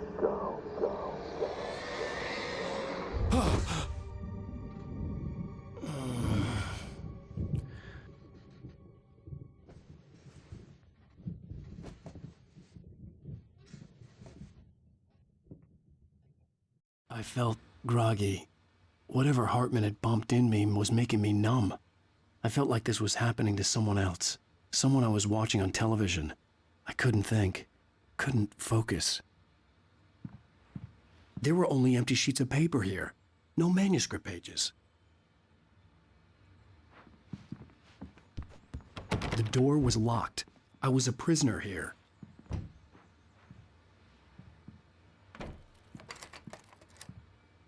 Good evening, Alan. Are we feeling better now? Feeling calm? Yeah. I see you brought your pet gorilla with you. So sure, I'm calm. I get the message. Loud and clear. Why, right. That's the spirit. You're being very brave, Alan. I understand you're confused. I would be more concerned if you weren't suspicious of me. I don't blame you for it. Big of you. Now, why don't you come with me? We'll reacquaint you with my clinic and go over everything you might have forgotten. Little walk and some fresh air? Yes, it will do you good. This corridor is for patients. Most of them aren't here right now. Jack took them out for a fishing trip, except for the ones who are particularly vulnerable, of course. I encourage creativity as a part of the recovery process here at Cauldron Lake Lodge. I specialize in treating artists. I bet you do. Splendid, Alan. I honestly believe we can get this thing under control if we work together. This way, Alan.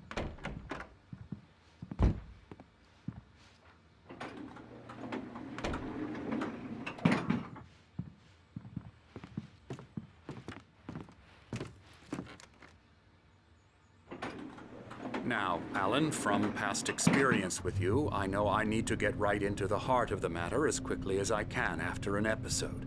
So I'm just going to say this. Alice is dead. No. You're in a very vulnerable state until you understand and accept this. Alice drowned, and you couldn't face that. You're suffering from hallucinations, paranoid delusions, unusual thinking, an obsession about light and darkness, a feeling that everything revolves around you, your thoughts and dreams. Your mind has constructed an elaborate fantasy scenario in which your writings are affecting reality. She has been kidnapped, and supernatural forces of darkness are trying to stop you. We go this way, Alan. I wasn't ready for another shot, so I went along with it. He had to be lying. But under the influence of the drug he had given me, I had to fight not to believe his words. It's all in your head. You've been making it up. Apart from the tragic accident with your wife, no one has been killed. Your delusions are just a manifestation of your subconscious mind trying to protect you from the too painful truth. Unless we fight the fantasy, it will return. I know the instinct is to resist me, but think about it. Doesn't this make far more sense than the insane supernatural conspiracy you have concocted in your mind? You're a skeptic by nature, Alan. We both know this. Everything can be explained logically.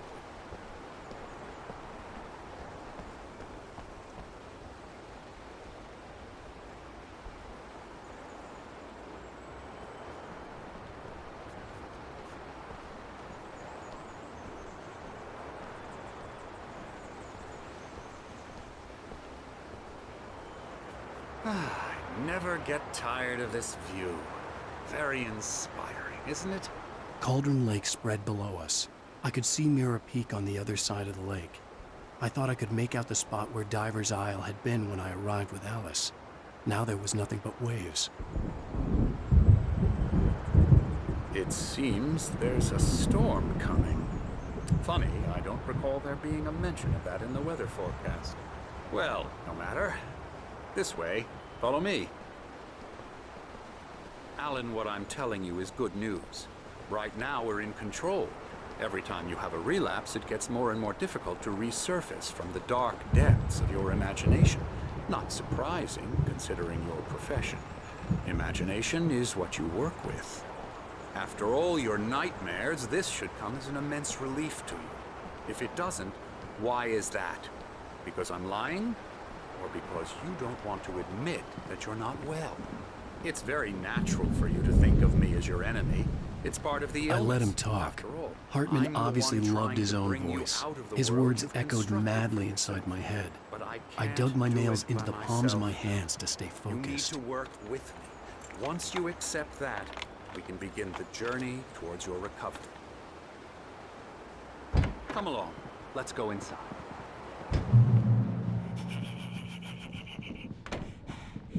Now, here's the entrance to the office wing. That's for staff only.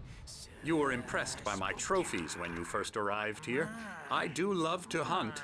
The great outdoors, man versus nature. It's wonderful stuff. Pretty damn wonderful, yeah. My rheumatism's killing me. There's a storm coming. Oh, what a storm. I hope it wipes this place off the face of the earth. And these two are the Anderson brothers, Odin and Thor. They had how should I put this? A heavy metal band in the 70s and 80s called Old Gods of Asgard. They even adopted new first names to complete the image of Viking gods. After the band broke up, they lived on a farm nearby. They are, well, in advanced stages of dementia. They're well cared for, TLC and all that. There's nothing more that can be done. I'm afraid that the rock and roll lifestyle has left its mark. Oh, that won't do. I'm so sorry to cut this short for now, Alan. The power has been acting up. I'd better go check on it. We'll continue this soon. Meanwhile, when you feel up to it, return to your room and try to write. It really is for the best. Don't you think? I'd like to bash his head in with a hammer. Oh, he'd love to fish out our secrets, but he has no clue. He's not crazy enough. Not crazy like us, Sonny. Yeah! Being crazy's a requirement, Sonny. Who else could understand the world when it's like this? It takes crazy to know crazy. That's the sanest thing I've heard in a while. Zane! You're all right, Tom. Hey, we like him, don't we, bro? He's got to go to the farm. The Anderson farm. Valhalla! We wrote it all down, lest we'd forget. A crash course. All you need to know to get your head right. You need to find the message. Here, Sonny, here's something for you. Gave me a rash, but I kept it safe from these bastards. My head was clearing up, or according to Hartman, I was sinking back into the fantasy. I was convinced he was lying to me about everything. Crazy or not, the Andersons made more sense. Zane could feel the poems, taking form, shaping things. As he experimented, he imagined he could almost feel the power surging through the keys of the typewriter. It exhilarated him. But there was fear, too. If not for his young assistant Emil, he would have given it up. But Emil convinced him otherwise. He too had a way with words. Tom, you got any booze on you? Yeah, no. Sorry, we have guys. a stash of the special stuff at the farm. Our own formula. Local ingredients. Medicine clears your head right up. Makes you remember like moonbeams on the brain. Oh, I just noticed. Leather patches on the elbows? That's not very rock and roll. Tom just lost is all. Baba Yaga got to him too, the damn witch. She used us all. Taken from all of us. Took my thunder, the witch. And my ravens. What were they? Memory and thought. The hag. I'm a bad dream, and you can't. Something's wrong. I'll do that. I'm not myself. It's hard to think that there's a shadow inside my head. I can only focus on writing. Everything else is a blur. I'm trapped in this cabin. Have been for days, but it's always dark outside. My editor is real. I saw her again. She's not human. It's not human. A dark presence is wearing the old woman's face. She was covered in clinging shadows.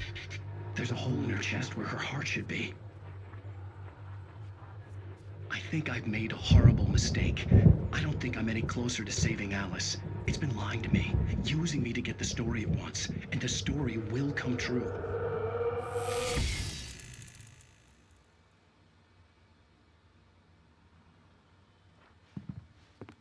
The generator hadn't been activated, and there was no key.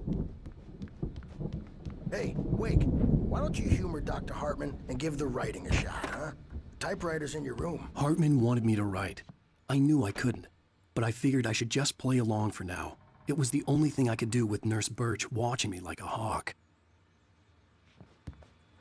The white glare of the blank page in front of me hurt my eyes.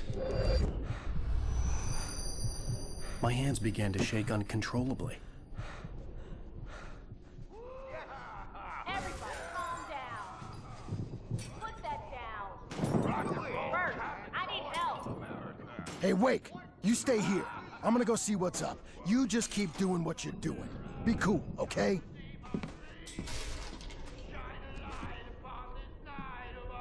I didn't know what the chaos was all about, but it could be my only chance of getting out of here. Where the hell did he get a damn hammer? I don't know. Hammer's up. Here's a friendly poke from Mjolnir, wench. Oh, afraid of the crazy brothers, are ya? Hartman kept talking, giving Barry the grand tour, clearly proud of the place. He went on and on about his hunting trophies, and Barry was impressed. but he was here on business.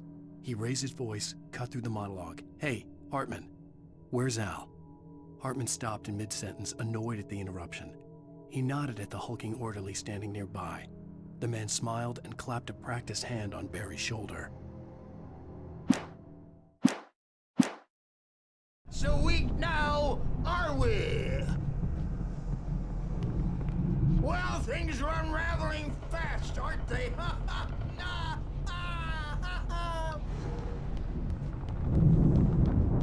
It's my store. I'm taking it. Sinclair looked bad. That wasn't a love tap. The crazy old fart hit her hard. If she was one of Hartman's goons, she had it coming. I could get the key to the office wing from Sinclair. I had to get to Hartman's office. He had taken all my manuscript pages. That's where he'd been keeping them. Maybe you could come out and beat our wrinkled adult diapered asses for it, since you're so awkward.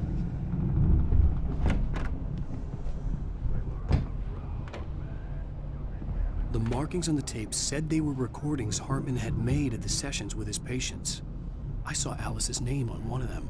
For a moment, I couldn't breathe right. Hartman wasn't happy.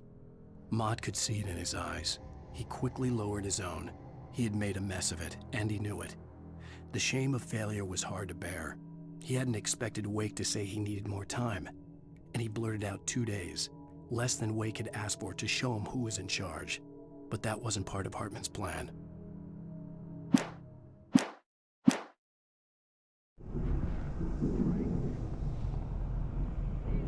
Now, Mrs. Wake, can you tell me about Alan's problems? He's more and more out of control all the time. The parties, he's so angry all the time. He's getting violent. Do you mean with you? No, not with me. No, never. Sometimes I almost wish Alan would take a swing at me, because at least that lead to a conversation he couldn't just march out of. But no. Alan doesn't really sleep. And the work, well, he's not writing at all. He sits there for hours and just gets more and more frustrated. And I can't talk to him. Yes. Tell me, Mrs. Wake, what would you say to him if he'd listen? I don't know. I want to say, I look at you, and it's not you. Just some stranger who resembles you. Looking out from behind your eyes. And I don't like that guy much. And now it's all gonna go to hell. But you don't ever say this. No. I've tried, but he's not listening. He's too deep in his own problems, always going on about something else. I'm so afraid I'm gonna lose him, and we're not even talking anymore. He doesn't let me in anymore. He just keeps me in the dark. I'm so alone here, even when he's home. Please help me, Doctor, because I'm at my wit's end. Well, if you can just get him here, I'll absolutely do my very best. Yeah, but Doctor, you need to be careful with him. He's not just going to listen to you and cooperate. He's the most stubborn man I've ever met. Well, I'll be sure to bear that in mind. Hearing her voice, what she was saying made me happy and sick and guilty all at once. Worst of all, I recognized the words. The phone call from her. It had been a cut-up of this. Just a recording. The photo on the wall caught my attention. In it, the clinic staff was standing outside the lodge. I knew the man next to Hartman. He was the kidnapper. Hartman had been playing me all along. Let me out of here! Hartman, do you hear me? I'm gonna sue your crazy quack ass to shreds! Seriously! Barry? Ow! About time! Barry! Man, am I glad to see you. We need to get to Hartman's office.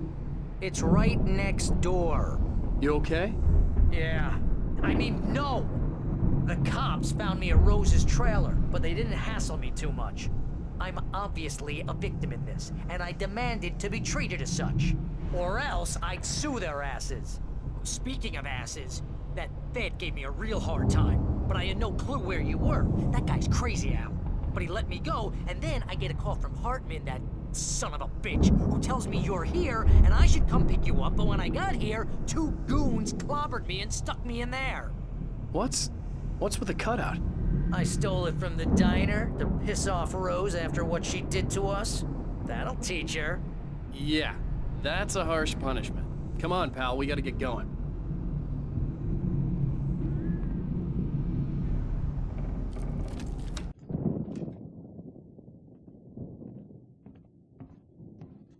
These were all the pages I had on me. And more.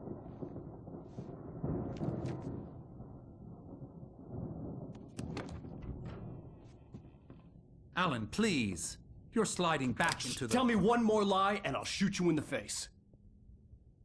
Ah, well, it was worth a shot. Really, Wake, come on. Let's work together on this. You have no idea... Hartman, shut up! Barry, get out of here. I'll catch up with you. Get a car. Oh, Al, let's just... Go! Wake, listen to me. This is a mistake. Don't you see? Together we can create something absolutely wonderful. With your ability and mine.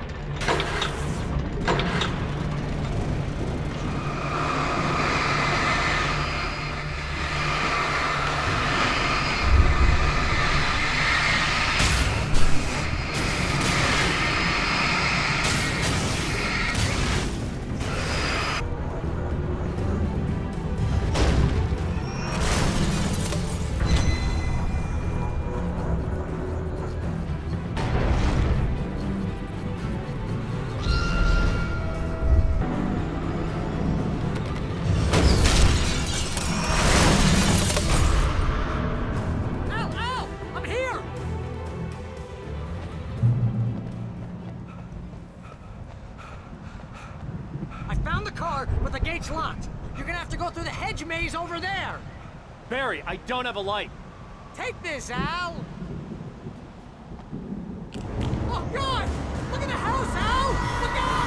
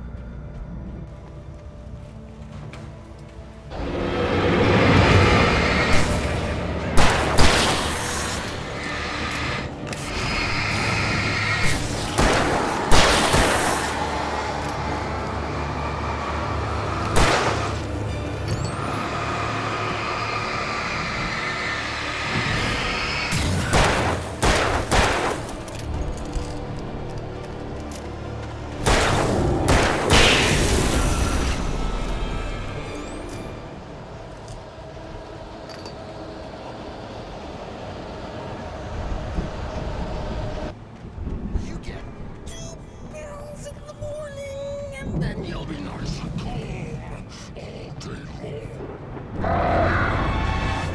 You get 3 girls in the evening. And then you sleep like a baby.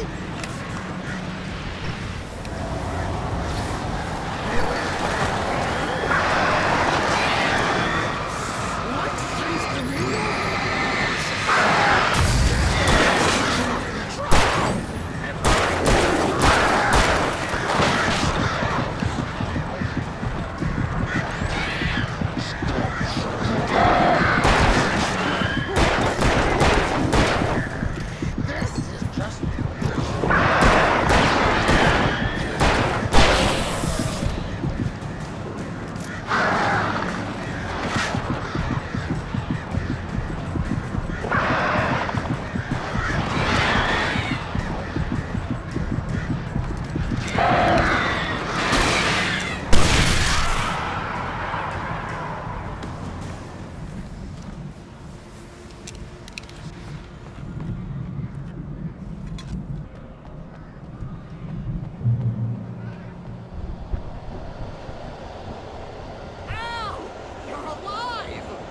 Let's get out of here. Can you open this gate?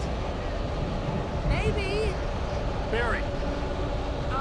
Well, I slammed it shut when the nasty showed up, and the key fits kind of loose in the lock, so, Barry! I'll find it, don't worry about it!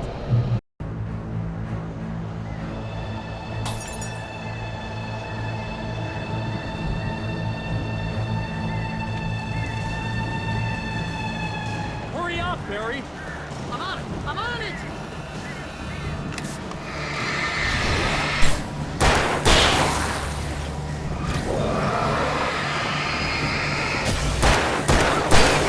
Just hang on, Al!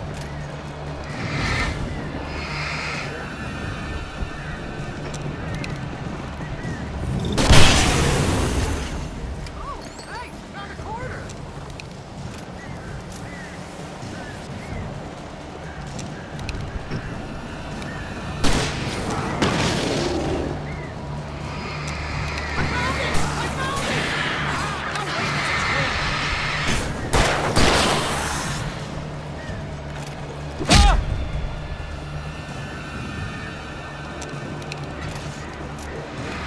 Here it is! Al, I found the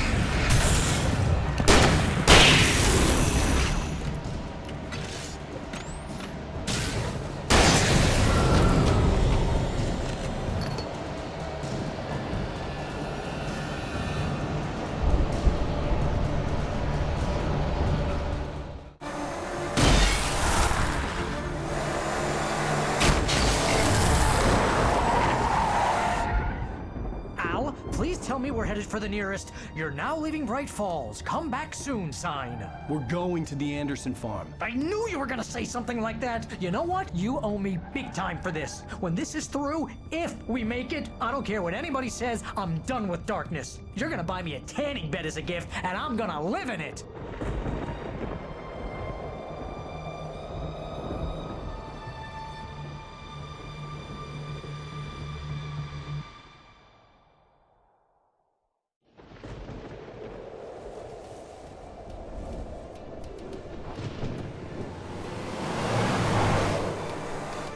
I'm crazy, but that's fine, Barry. Oh, you got that right, Al. You're barking mad. You are by far the craziest. But maybe that's inevitable when you deal with crazy stuff like this. It helps. This is happening, Barry. Alice, they never had Alice. She's trapped in the darkness at the bottom of the lake, but she's not dead. Al, how can you know that? I know, Barry. I can... Al, No, listen. I can bring her back. I can find her. There's something special about this place. The lake, it does something to the works of art created here. It makes them come true. But there's a catch. The dark presence, whatever that thing is, twists it to its own ends. That's why all of this is happening. It's using my manuscript to take over everything. Al, I believe you. It happened to Thomas Zane before, it happened to the Andersons. I believe you. Crazy or not, you're not delusional. Weird shit's going down. That's a fact. I'm on board, man. I'm with you. The Andersons knew about it, but they were too far gone to tell me with all the drugs they were on. But they wrote it down. There's a message somewhere at their farm, Barry. We just need to find it. Look out!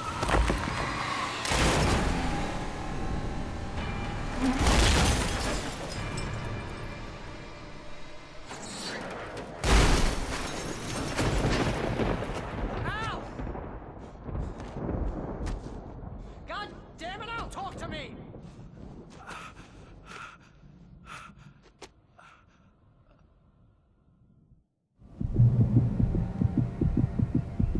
I had lost my gun in the crash. Barry was nowhere to be seen. Barry! Barry! Oh, man, you're okay! Jeez, it's good to hear your voice!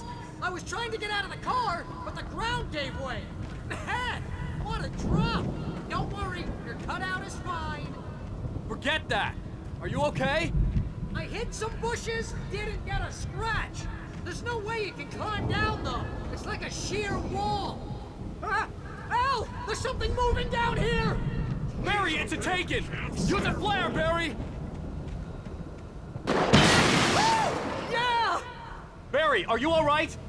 I'm good, Al! I'm great! Guess you never messed with anyone from New York City before, huh?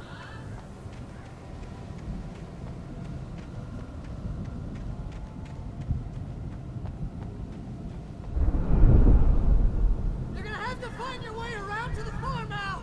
I'll be waiting! Barry, just wait for me, okay? Al! I'm not staying here! It's suicide! I'm going to the farm! I'm gonna go ahead and secure the area! You can catch up! Don't worry about it! I'm on the case! Now he's Rambo. This would turn into a disaster if I didn't catch up with Barry.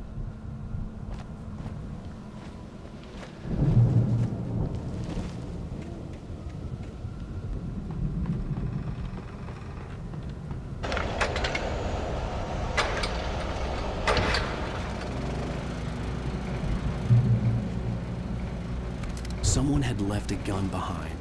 Now I had a fighting chance of reaching the farm.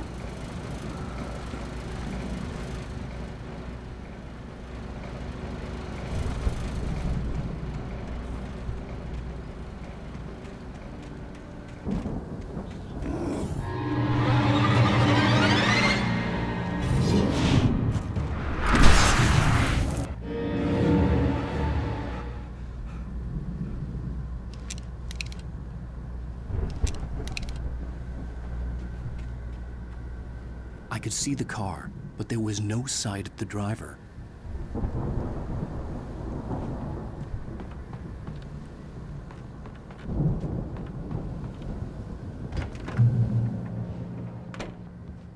Hello? Anybody here? Barry!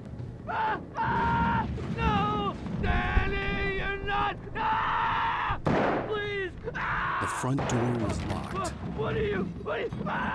No! Don't! I'm sorry!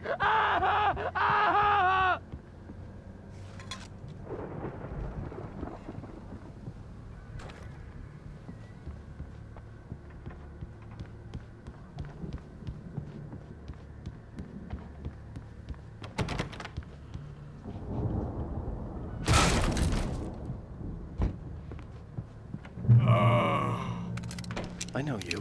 You were in jail the other day. I went to the farm again for the moonshine, you know?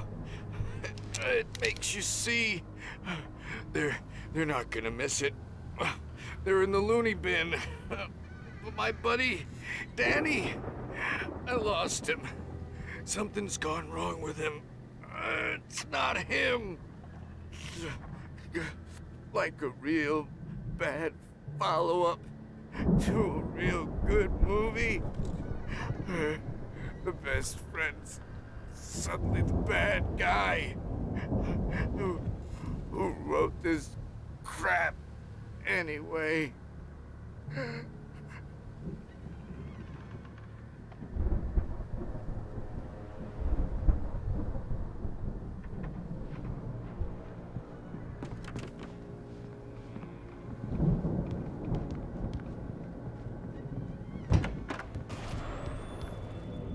I've run through every possible course in my head. If I continue like the Dark Presence wants me to, the story I'm writing won't save Alice. It's a horror story, and it's going to kill her, and me, and everybody in this town. No one will survive. Darkness will consume everything. This is what it's wanted all along. It will be free, unstoppable. It used Alice to get to me, dangled her in front of me to keep me going. It was never going to release her. I'm going to change this. I'll escape. I've written myself into the story. I'm now the protagonist. This feels like a terrible risk, but it's the only way to save Alice. I'll be bound by the events of the story just as much as anyone else who's been woven into it. The story must stay true for this to work. There have to be victims along the way, near escapes, cliffhangers.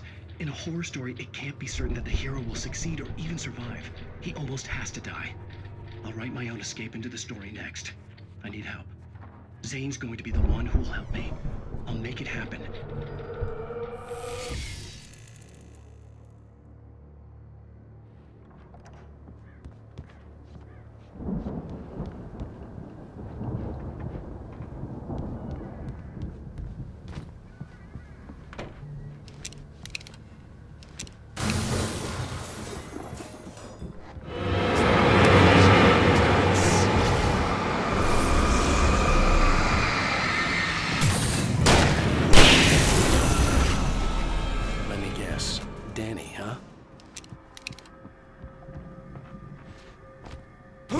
Still a good distance away.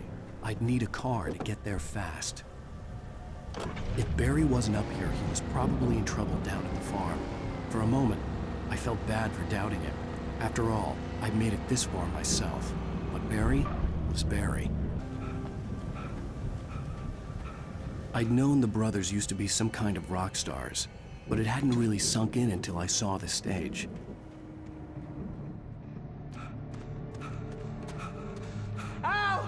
Run! Incoming! There's too many of them!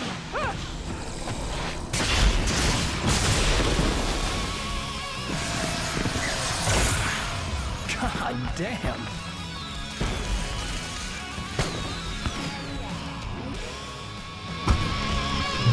I'm so glad you decided to go it alone, Mr. Johnson. Shut up and shoot!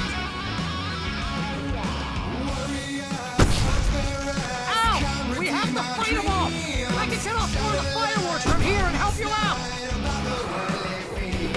Hey, Al, did you notice there's a lot of ammo and stuff around? This place is stuffed! Al, hold on! I'm trying to get the stage lights on!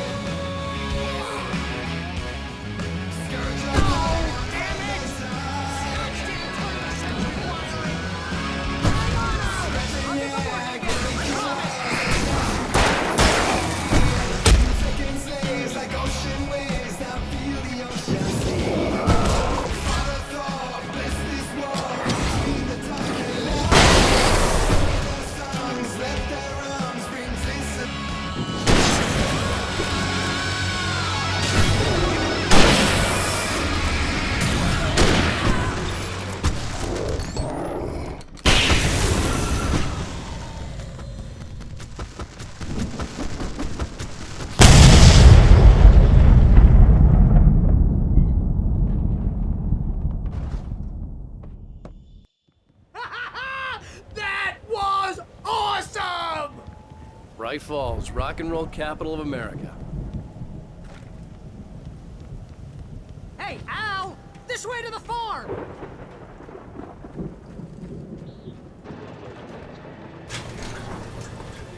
I could see the building that had to be the Andersons' home on the other side of the field.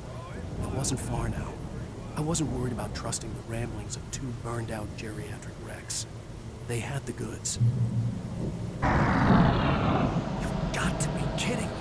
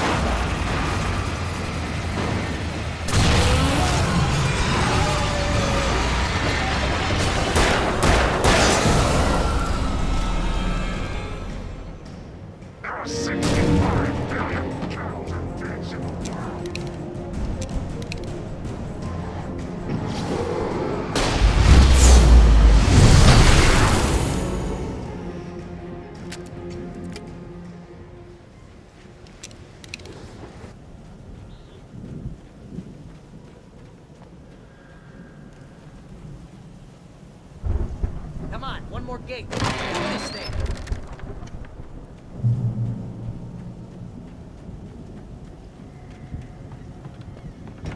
The lights are out. Guess we better check the fuse box. You know, this place looks kind of lived in. I thought the Andersons were on the booby hatch.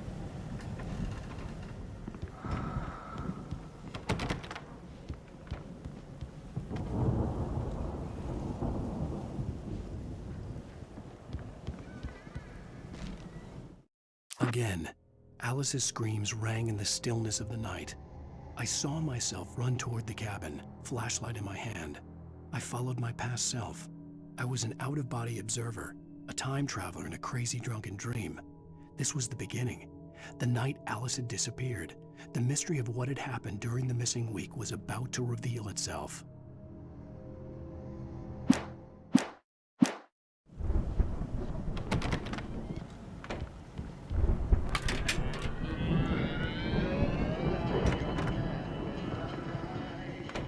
Can you hear that, Al? Music? Of course. We need to find where it's coming from. That's the message the Andersons talked about. That's the whole reason we're here. Lady of the Light? Oh, that's gotta be... What's-her-face? The crazy lamp lady from the town. Cynthia Weaver. Right! Must be.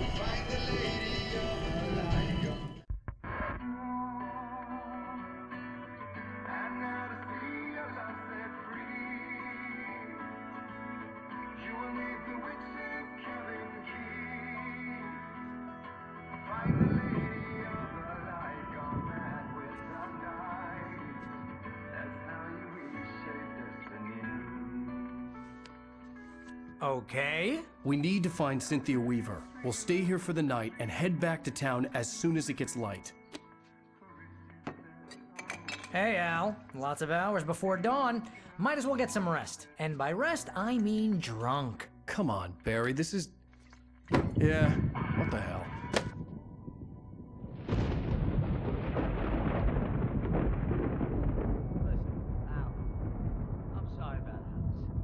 Seriously, because I know we don't get along, but we're gonna find her, right? And even though you're a crazy bastard, I'm gonna stick by you, no matter what, ever, Al. Sure, you're like a brother. I'm a writer, goddammit. Correct. If I just wanted to, I could write 10 books a year. And they'd be the best books that year. No, you couldn't. That's right, I couldn't. But I could, because I'm a writer. What? What do they put in this stuff? I feel like my brain is coming out of my nose. I'm gonna get the recipe off those coots and be a booze millionaire. I just miss her, Barry. I just want her here with me. I know, Al. I know. It's gonna be okay. We're gonna make it okay.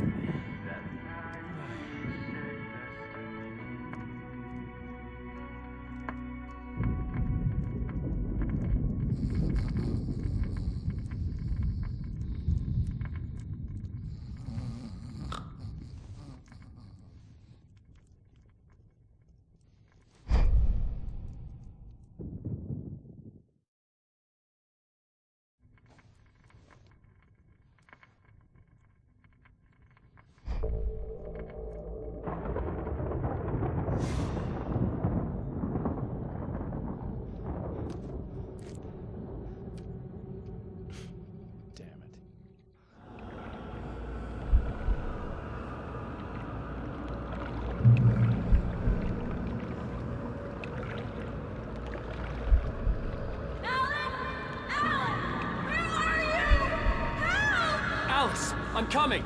It's all right! I'm coming! It was a crazy, drunken dream, and yet it was more than that. It was the truth, a suppressed memory unearthed by the Andersons' moonshine. I was there, an out-of-body observer. This was the night Alice and I had arrived at Bright Falls, the night Alice had disappeared. I had a chance to find out what had happened. I remembered being surprised to see the cabin dark. Alice would have never turned the lights off.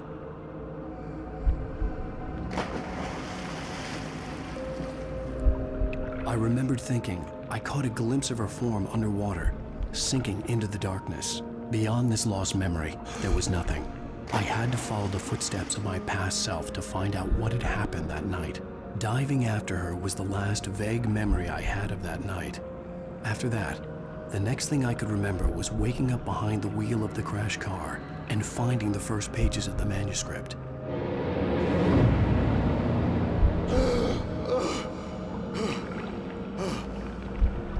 I couldn't find her in all that blackness. I must have thought she drowned.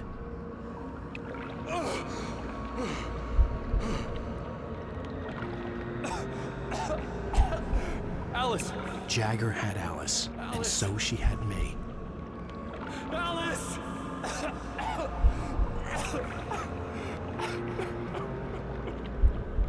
I'd been easy prey. Look at the cabin. Is there someone in the window? Alice? Maybe she didn't drown after all. Maybe she's inside. Alice! Yes.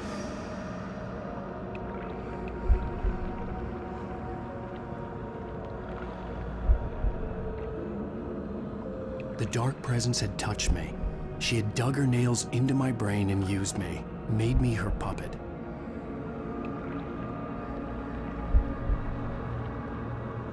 She must be here somewhere. Maybe upstairs in the study. Alice! Yes, that's where she is. You can apologize. Alice! You'll laugh at the whole thing together and put it behind you. Alice? She's not here. You were foolish to think so. No, she's dead. She drowned.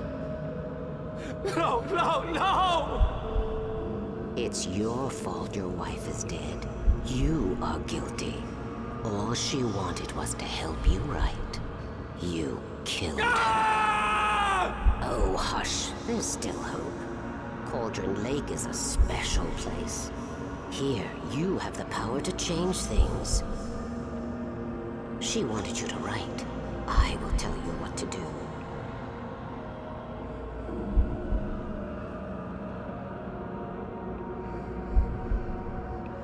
You can write her back. The story will come true, and all will be well again. She had Alice, and the manuscript was the ransom for her.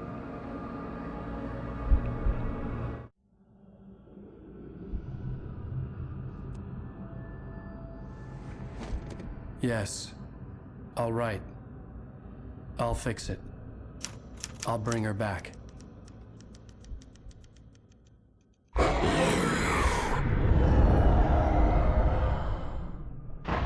No. I wrote it. I remembered it all now. In the dark, I'd written for days, a week, almost a complete manuscript of a novel entitled Departure. Jagger had been my editor, whispering in my ear, making sure that the unfolding story would make her more and more powerful. I thought I was saving Alice. Even with the cobwebs she put in my head, some part of me had been aware enough to write my escape into the story, to bring a light into the cabin to release me before I could finish, to interrupt the horror story before the ending, where darkness consumed everything and everyone. Zane was weak and far away, but I had written him into the story, and his light had been enough to set me free. It isn't here now. I'm here because it was written. I brought the light to set you free. You must hurry. It will know I'm here. It will be back soon. It stole the skin of my barber a long time ago. She looks so old.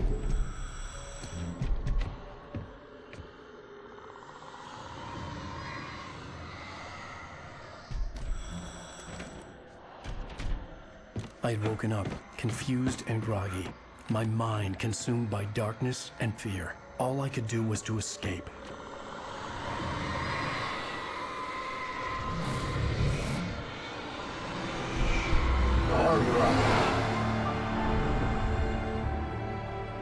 The week spent in the cabin had taken its toll. I was barely conscious, and fading fast. It had to have cost Zane terribly, thrown him even deeper into whatever dark place he now haunted. But he had managed to weaken the dark presence, kept me safe that night.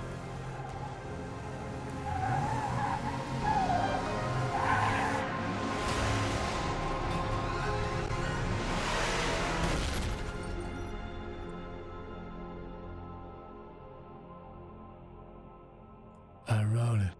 It's my fault. That's right, James Joyce. It's your fault, and you're gonna pay for it. Previously on 앨런웨이크. Under the influence of the dark presence, I wrote a horror story that is coming true. Jagger had been my editor, making sure that the unfolding story would make her more and more powerful. Some part of me had been aware enough to write my escape into the story. Together we can create something absolutely wonderful. The lake, it does something to the works of art created here. It makes them come true. My mom gave me this old light switch. The clicker. Alice is being kept in a dark prison. I need to find Cynthia Weaver to fix this. It's your fault, and you're gonna pay for it. Well, we're expecting a record crowd from the neighboring counties. Naturally, we hope to break the record set by last year's Moose Fest in our neighboring town, Watery. Ladies and gentlemen, some people have asked me, what's the big deal about Deer Fest? And I think that this sums it up. It's about friendship and community. We've got a great party coming up, but let's try to hold it in until tomorrow and get through the night in one piece, all right? I have it. Someone will come for it when the time is right. Thomas said so. He wrote it. The key is insurance. It's my job to keep it safe. Safe in the light. Always in the light. Hello.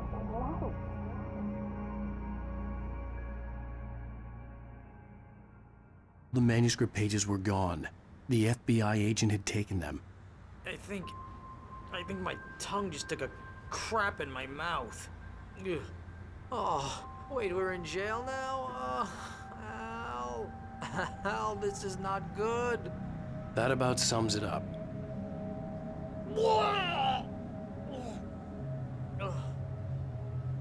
Oh, I am never drinking again. I need to talk to Weaver. She's the one in the song. The Lady of the Light. What, the crazy lady? Ugh, whatever you say, Al, but we're stuck here. They're not gonna... interviewed Wake. I had some reading to do first, Sheriff, and let me tell you, it was an interesting read. Well, I've got you now, Raymond Chandler. It's all here. All the evidence, including conspiracy to murder a federal agent. There's no way you're walking out of here. You hear me in there, Bret Easton Ellis? Huh? Agent Nightingale, I want to talk to your superior. Well, we all want things, Sheriff. I wanted my... Look, that's not possible right now. Agent Nightingale, I insist.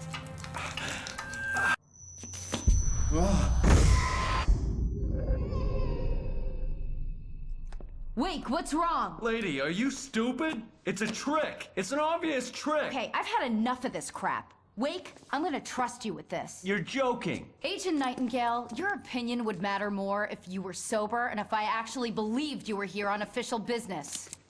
Whoa! Get back in the cell, Stephen King. The only way you're leaving this place is over my dead... Wait a minute. I know this... Oh my God! Light. We need light. It's the only way to fight this thing. In my office. I've got your things there. Follow me. Oh man, we're sitting ducks with the lights out.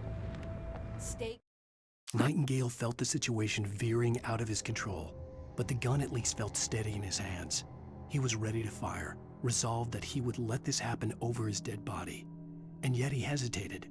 He had seen this moment before, read it in the page. He was transfixed by the déjà vu and the horror that he was a character in a story someone had written. Then the monstrous presence burst in behind him and dragged him into the night. Cool. I can get the emergency power on.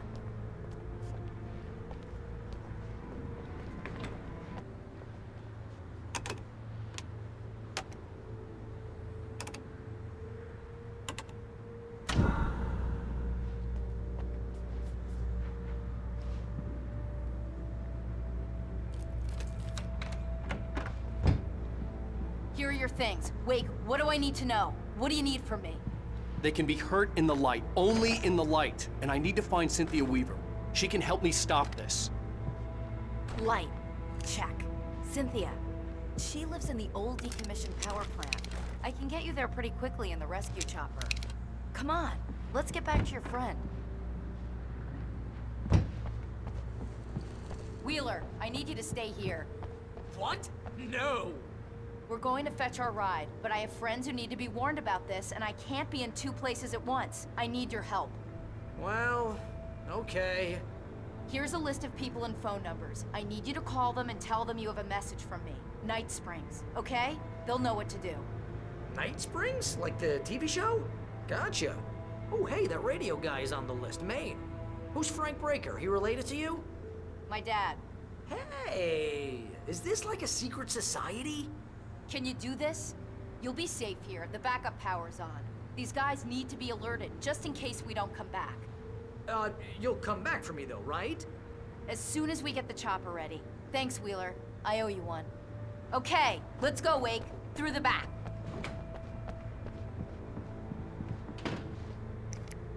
Hello, Mr. Breaker. This is Barry Wheeler. Yeah, I know it's late, but listen, the sheriff, Sarah, asked me to tell you something. She says her name's Springs, okay? So I guess she... Yes, sir. Okay,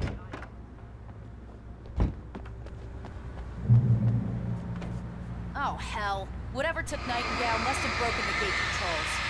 We can't reach the gate control box from here. We need to get to the other side over the rooftop. I'll go. I'll open the gate for you once I'm across. You stay here in the light and cover me, Sheriff, okay? Are you sure? Okay then, but hurry.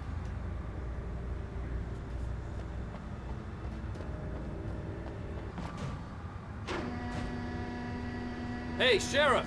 Your password. Night Springs? What's that all about? It's a stupid joke we have. That Bright Falls is the original inspiration for the TV show. This town can get weird at times. Never this weird, though. You need to bypass the damaged control box. What am I, an electrician? Hold on!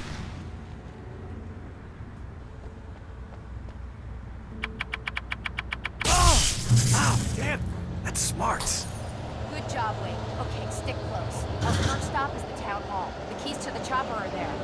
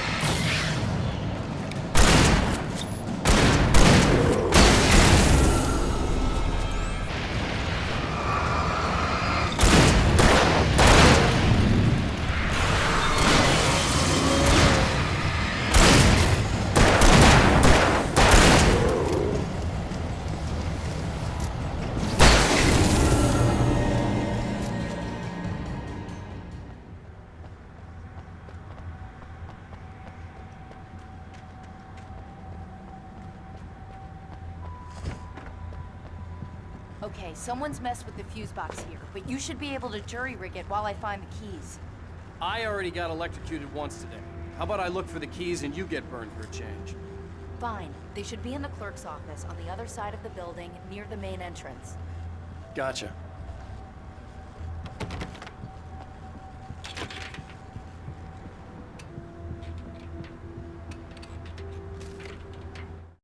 The darkness that wore Barbara Jagger's face was furious. The story in the manuscript had been making it stronger all the time, but now the light had set the writer free and hurt it, weakened it. It was only a matter of days before the dark presence would be strong again, but meanwhile, it would be difficult to recapture the writer.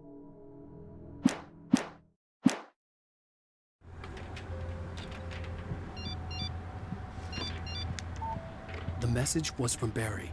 He was getting worried at the station. He wanted us to hurry.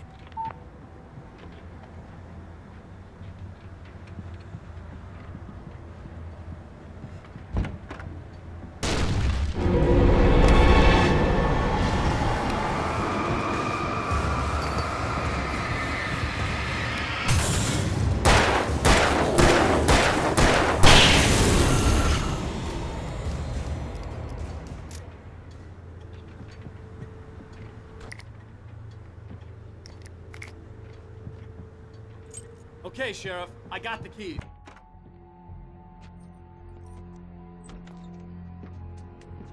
Barry? Why isn't he inside? Oh God! Oh God!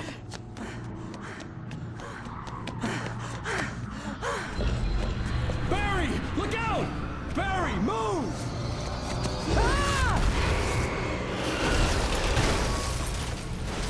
Barry! He made it inside, Wake. He's okay.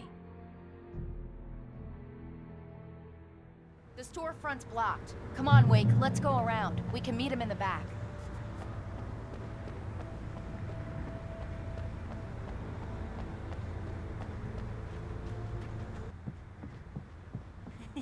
They're really taking advantage of your presence here, Wake.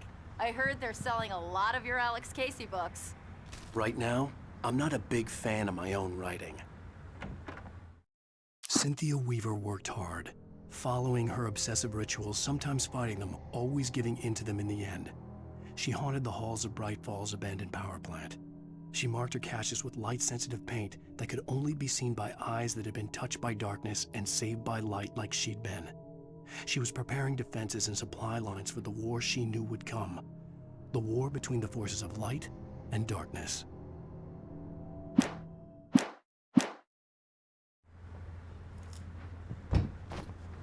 I don't see Barry. Look! Wake! Maybe that's him. That's the way to the chopper.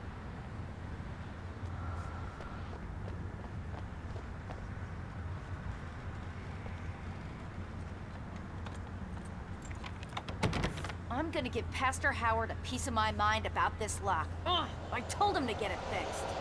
Physical labor. Let's take a break.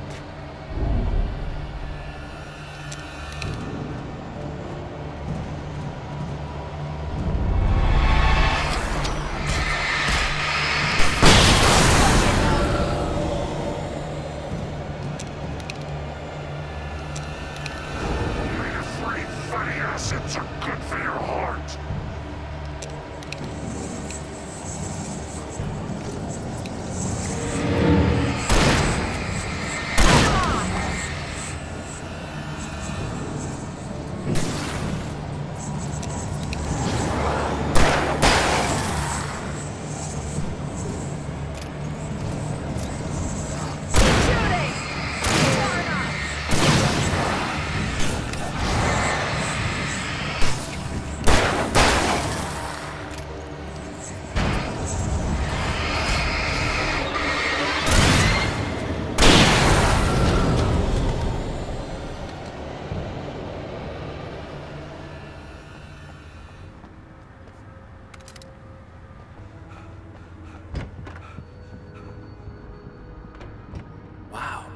We keep them lit all night long on the night before Deerfest.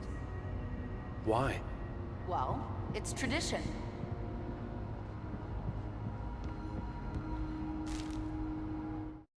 For it to be free, the dark presence needed the writer to finish the story. Again and again, the story let it get frustratingly close to the writer without letting it capture him. It was bound by the events depicted in the manuscript, but it could pursue the writer indirectly, put others on the task, and stop those who would help him. It took over everything in its path, made them its puppets, and sent them after Alan Wake.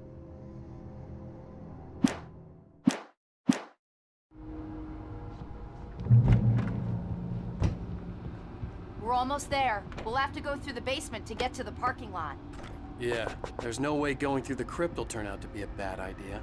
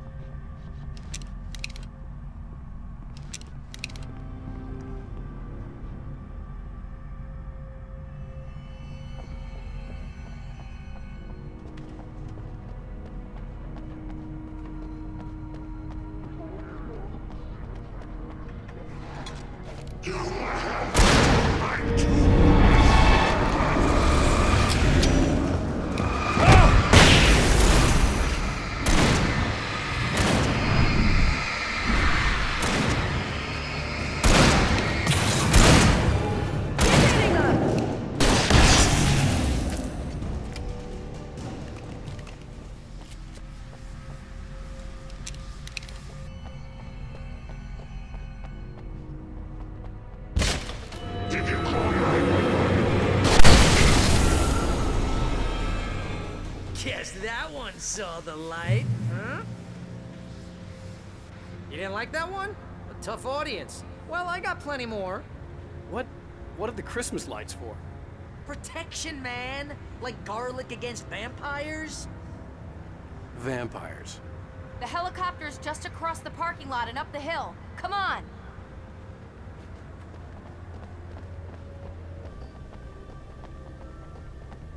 The helicopter's just up ahead. I'll need a while to prep for takeoff. Don't take too long. I want to get out of here.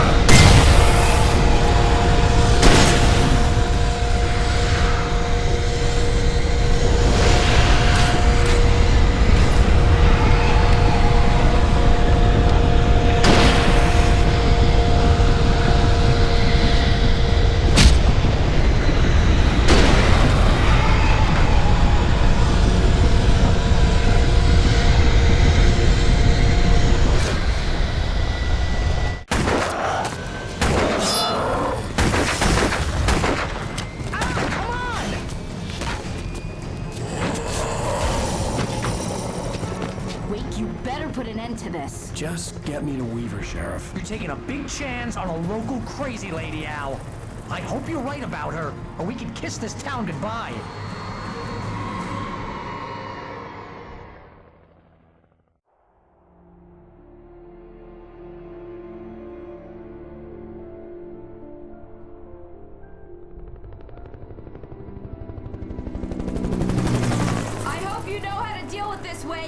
I guess you New Yorkers are used to rough situations like this. Right. The city's a war zone. King Kong, mutant alligators, and Alex Casey shoots the place up every weekend. Look, I never even carried a gun until a couple of days ago. Well, my dad used to be a cop there. Tells some pretty wild stories. Stuff like this? No, just normal bad stuff. Kinda like your books, Wake. I used to tease Dad that he was just like Alex Casey.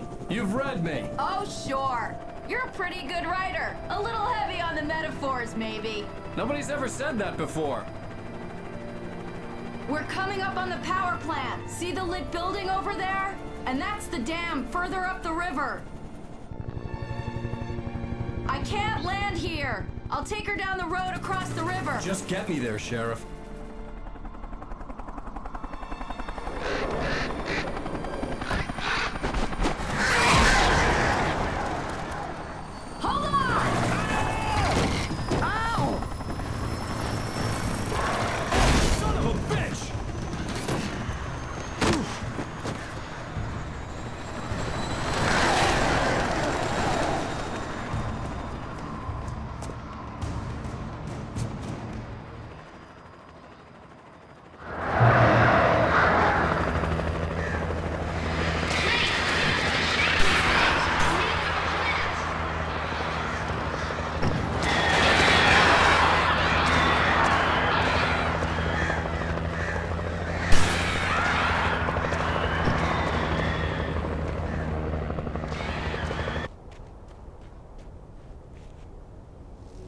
The power plant glowed in the night.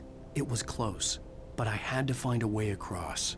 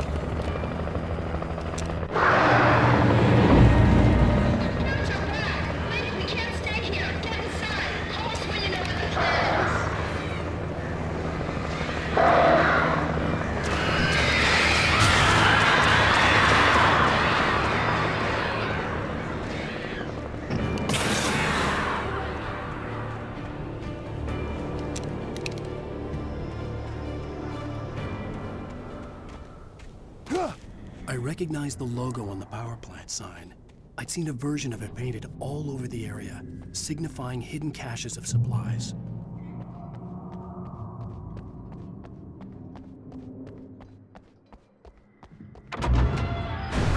Hold it right there! Miss Weaver, Cynthia, I'm a friend. Prove it! You knew Zane, Thomas Zane. You're the Lady of the Light in the song. You can help me. About time. Young man, I've been waiting a very long time for you. It's in the well-lit room. Excuse me? What you need to drive the darkness back. The well-lit room is at the dam. I built the room to keep it safe. Will it help me find Alice? Will it get me back to the cabin? Fine, let's go. I can get my friends to come back with the helicopter. Oh, we won't go outside. Never at night. That's rule number 1. You've been breaking the rules, young man, and where has that gotten us, No, I have a secret route, a lit route, an old water pipe. This way, young man. Follow me. Come, the pipe's empty now. We're ready to go. This way. We need to go. I knew them both, Tom and Barbara. I had such a crush on him. Such a beautiful man. I was jealous. There was a part of me that was maybe a little glad when she had the accident. And then Tom started writing and woke the darkness up. He tried to bring her back, but you can't do that. There are no free rides like that. I'm starting to realize that. In that case, young man, perhaps you're a smarter man than Tom was. The witch looked like her, but it wasn't. Barbara was sweet. He didn't understand until it was too late. He tried to undo it, wrote himself, her, everything he'd ever written out of the world. Oh, he was so famous. And afterward, no one knew. Oh, Tom. He left only one thing behind in my care, in case it happened again. Insurance. He trusted me. Or perhaps used me a little. Tom knew how I felt. Knew I wouldn't refuse him. I built the well-lit room and put it there. It's been waiting for you. We are characters trapped in a story you have written, and none of us will survive to see the end of it if the darkness isn't stopped. She'll twist the story to her own dark ends. How do you know all this? Tom, that's the way he wrote it. He still talks to me, you know, in television, from beyond, from below. We have both been touched by the darkness, young man. He saved us both with light, but the darkness stays with you. Leaves a stain. This pipe will take us directly to the well-lit room. Okay, I need to call my friends, tell them where we're going. Hello? Al! Barry, we're headed to the dam in one of the pipes. Meet us there. Okay, I'll tell Sarah. It's Sarah now? Whoa! No! For the sweet love of... Barry! Barry! We gotta go see if they're okay. They're probably dead. You must reach the well-lit room. This is no time to be a selfish idiot. That's my best friend.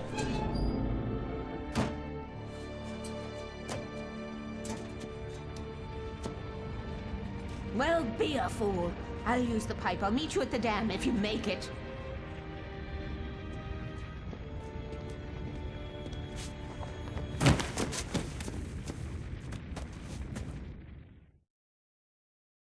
At least I didn't have to worry about her. She knew how to stay safe.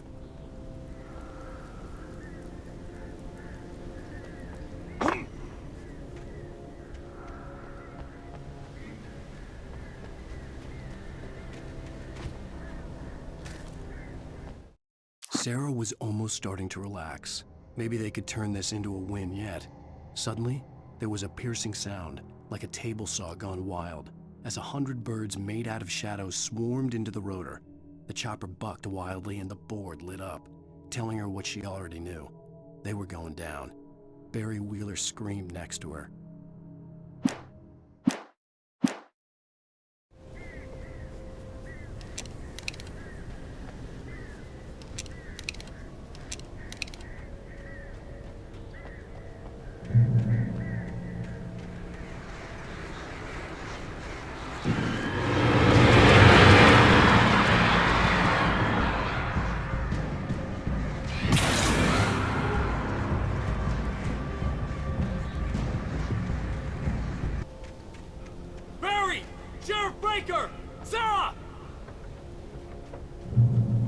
crash site looked bad, but as far as I could tell, the wreck was empty.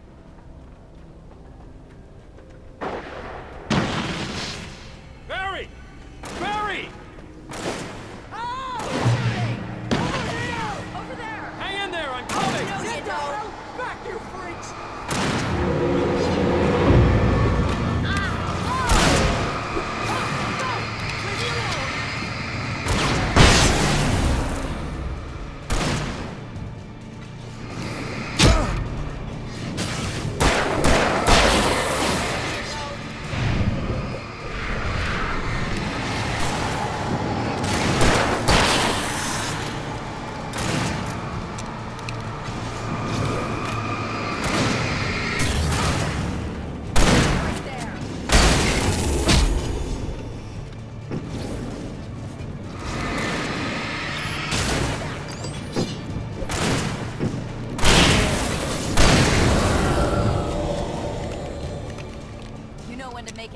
Wake.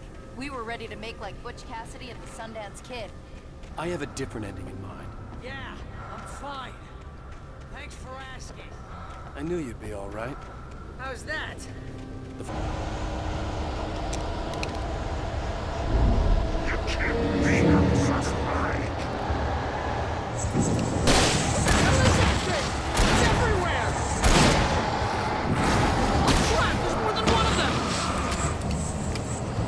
Nothing moves like that. It's impossible. No, there! Ow, they're all over the place!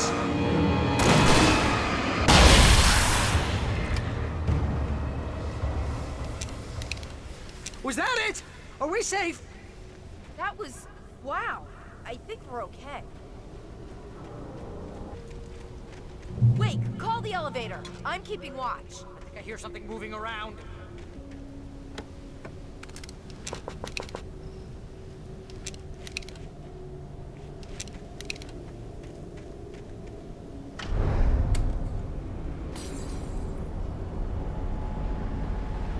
Heads up! Here they come! Oh no! Oh no! They're coming! We have to hold them up!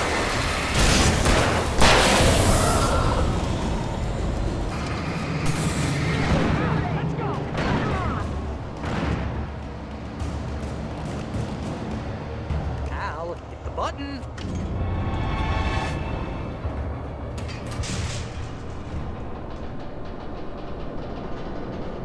We're almost there. There's an entrance into the dam at the top. What's the plan, Wake? Well, Weaver's crazy, but she's got something Zane left behind. Something to fix this. Gee, could you be a little more vague? Thomas Zane? Seriously? Might as well be Paul Bunyan or Bigfoot. Yeah, well, he was real.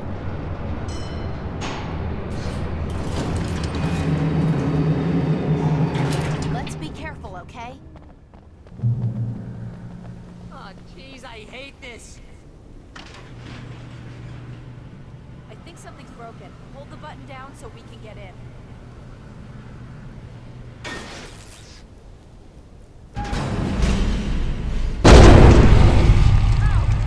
What's going on? We can get to the dam through here. What's happening out there? You guys go ahead and find Weaver. She should be in the dam now. I'll have to make it alone through the top. Okay, Wake. Good luck. Don't get yourself killed. Please, be careful! I'll take good care of Barry, Wake. You just look after yourself.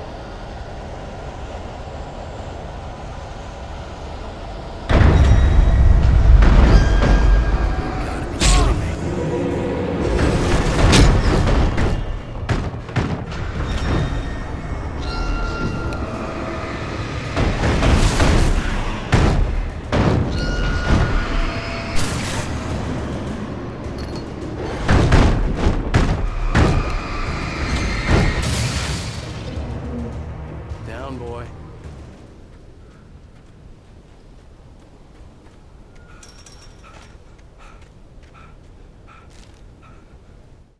Thomas Zane knew he had to remove all that had made this horror possible, including himself. That was the only way to banish the dark presence he had unleashed and now looked at him through the eyes of his dead love.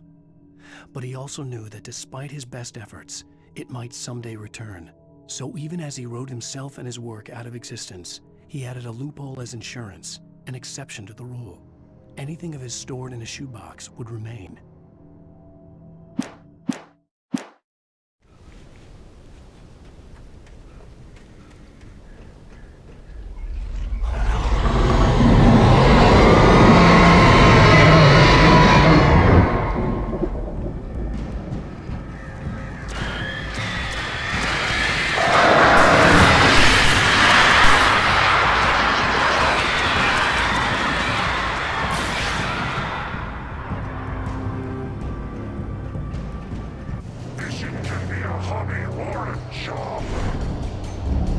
I was ridiculously outnumbered.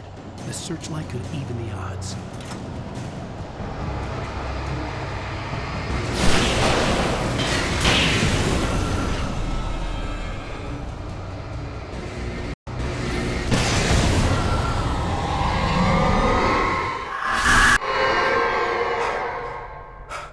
Enough. You will go no further.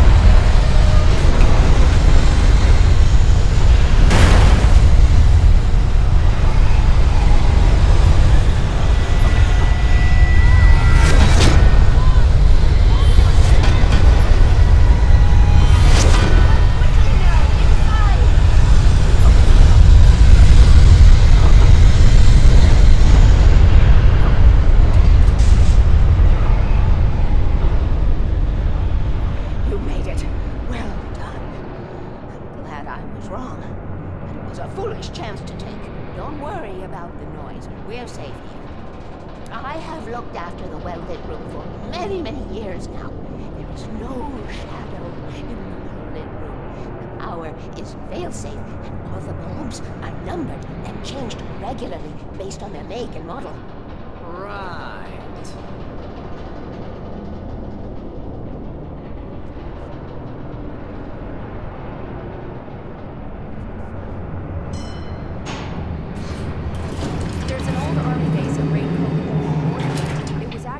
Second World War. They operated here back then.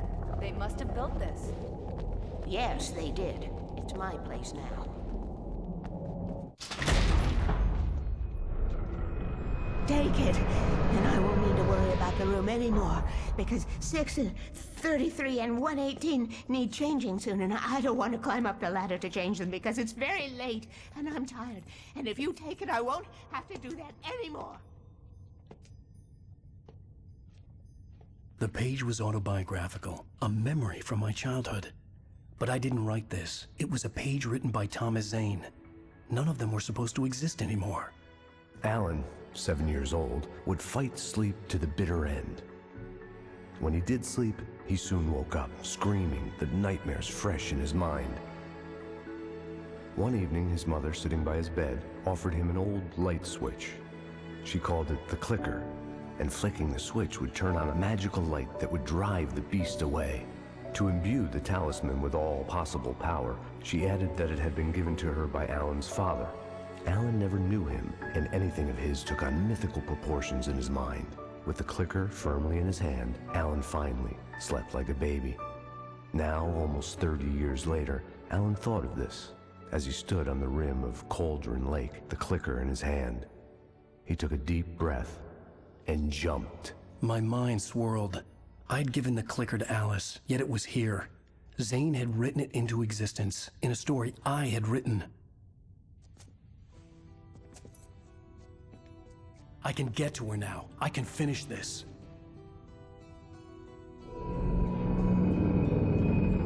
Previously on 앨런웨이크, I wrote a horror story that has come true. Thomas Zane did the same in the 70s. You will go no further. If I continue like the Dark Presence wants me to, the story I'm writing won't save Alice.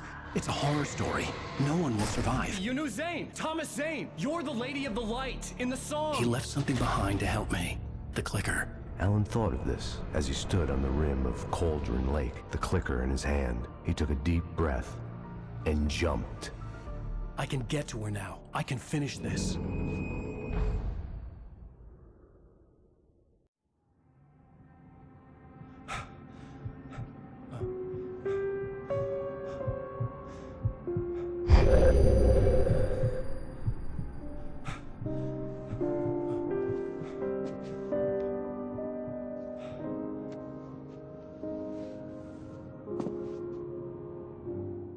I had a hangover. My head was about to explode and the light hurt my eyes. I needed my sunglasses and painkillers to dull the pain. In one of my finer moments of self-deception, I swore to quit drinking.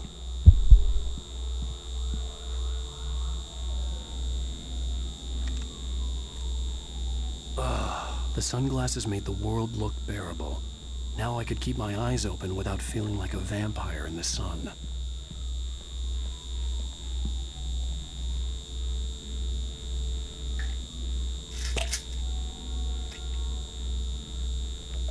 The pills worked fast. The prospect of being awake started to seem bearable again. There was a message waiting for me on the machine. You have one new message. Al! Are you still asleep? Wakey, wakey! You should have your show on your TiVo. If Alice wasn't too mad to record it. Yeah, she called me earlier and really chewed me out. Yeah, we went a little overboard last night. But parties are a part of this business. Al, look, I'm saying this as your friend. She's not doing your career any favors by trying to run your life like that, okay? I'll talk to you later, Al. Watch the show!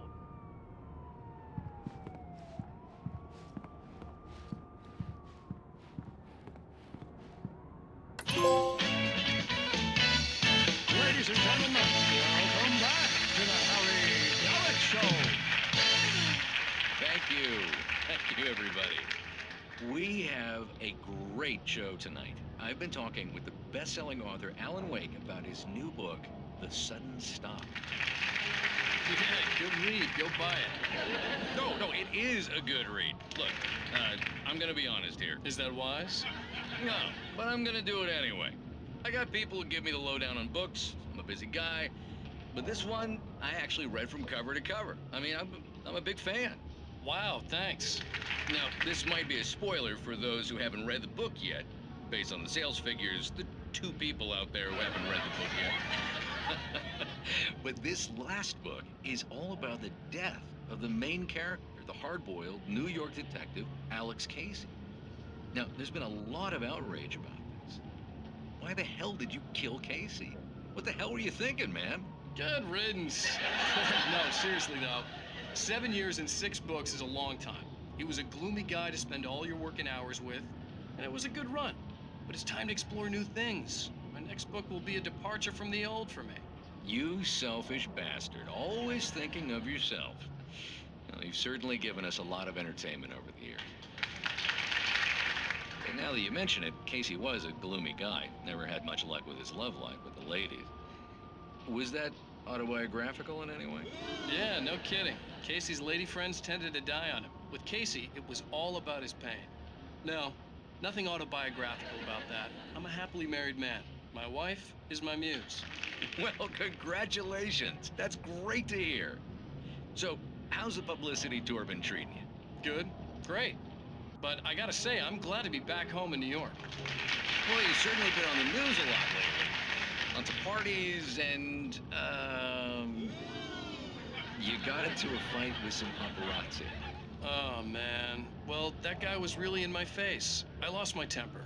I know that wasn't cool. You are famous for that temper. Well, I did also write several books. Well, your latest novel is called The Sudden Stop, and it's in bookstores now. Go get it. That means the 2 of you out there who haven't bought it yet. Ladies and gentlemen, that's all we have for you tonight. I want to thank all our guests for the evening. 앨런웨이크, Sam Lake. Once more, do the face for us, Sam. And our musical guests, Poets of the Fall. Thank you. At least I'd been funny. I told myself I could live with that. Hey, honey. Did you watch the show? I didn't say anything stupid if that's what you want to know. Okay, Grumpy. You want an aspirin or something? Are you going to start with me about drinking now? You know what? I should have followed her advice. But suddenly I was angry, mostly at myself. And she was there, a convenient victim.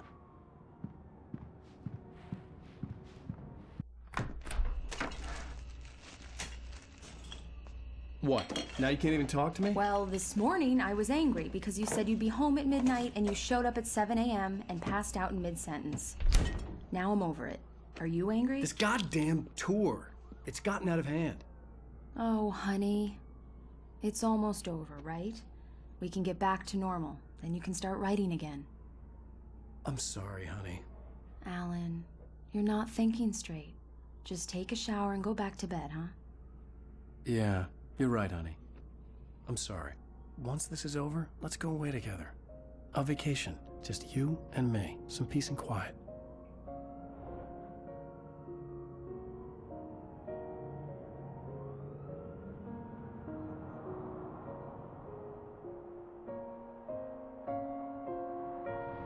Somehow, the clicker was the key to the cabin. I had to return to Cauldron Lake to save Alice.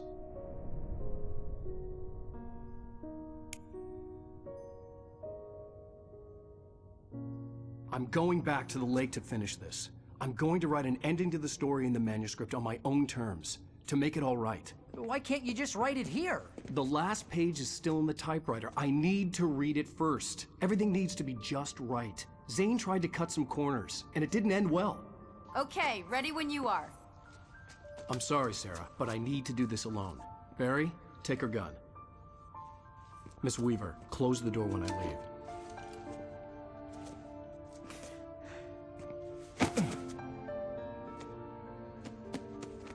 Good luck, Al. See you later.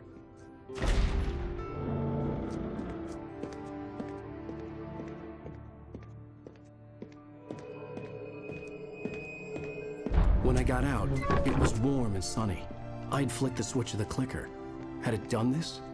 I didn't stop to question it. I had to take advantage of the sunlight to get to the lake.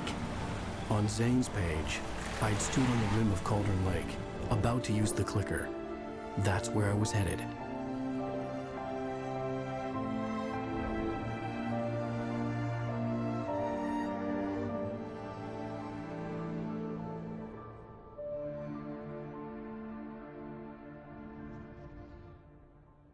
Daylight, surrounded by the beauty of the Pacific Northwest landscape. It was hard not to let doubt creep in one last time.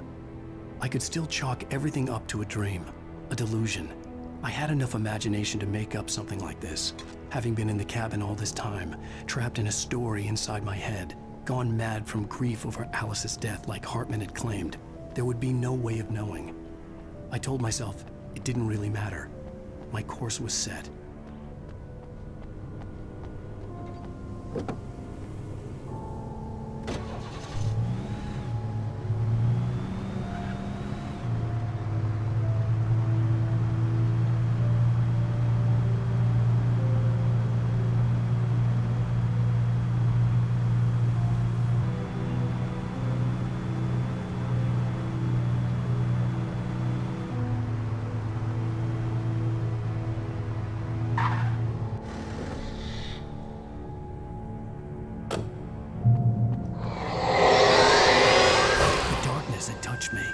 There was a link between us, always would be.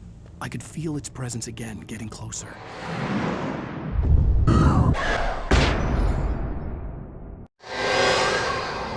I will kill your wife.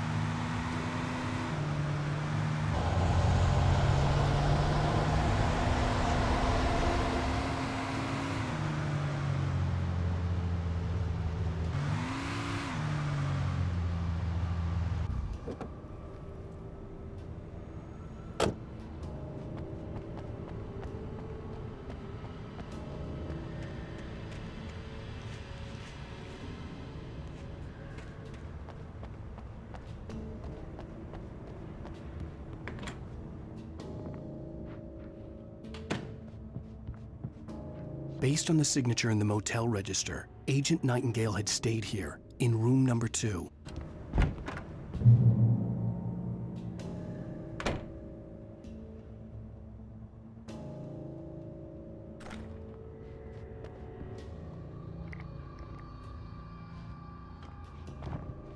This had obviously been the room where Agent Nightingale had stayed when he hadn't been busy harassing me. Look after yourself, manager! Could have been.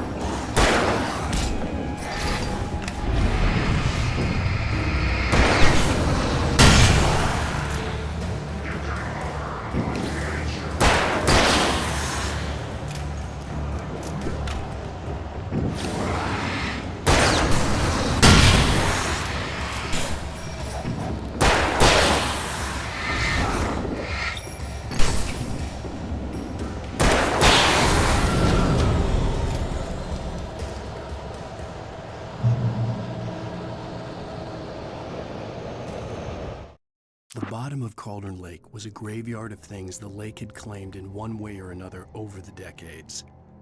The dark presence brought them up in its wake, scattering the rotten waterlogged hull of an old boat here, the remains of a long-ago crashed airplane there, trees shattered under the impacts. The earth groaned. It didn't even notice.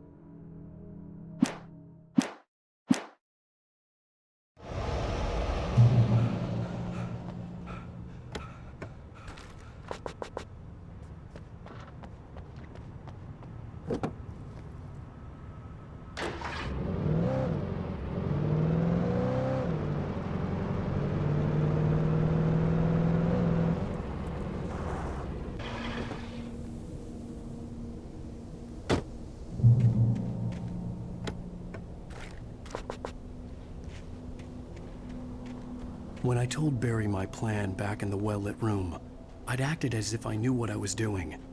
I didn't. I was operating on the shifting logic of a dream. I had to fight my way to the lake through the horrors of the night. I had to flick an old battered light switch imbued with childhood magic. I had to write a happy ending to a horror story. I had to save my wife from the dark prison she was being held in.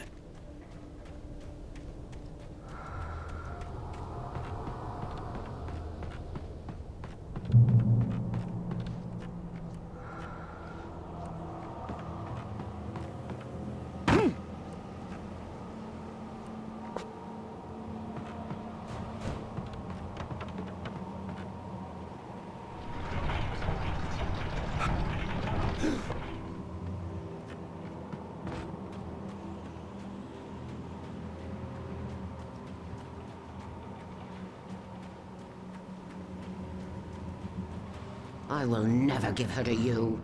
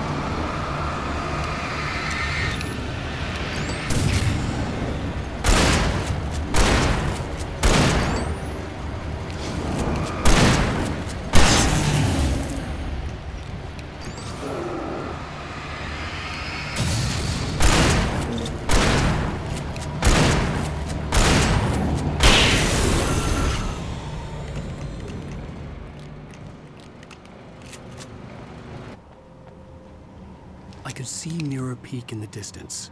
That's where Cauldron Lake was.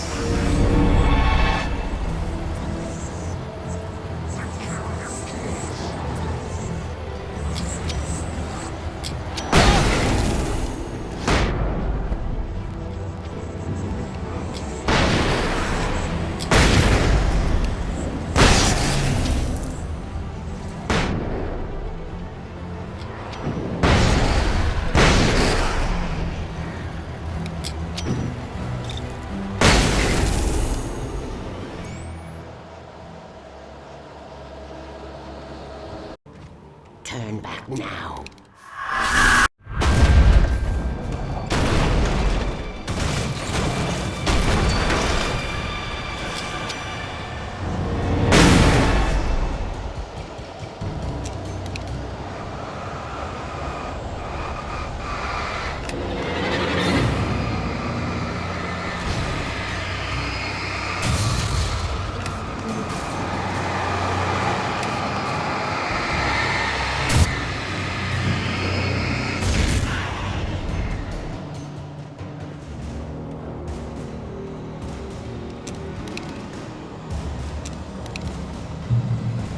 Do as you're told.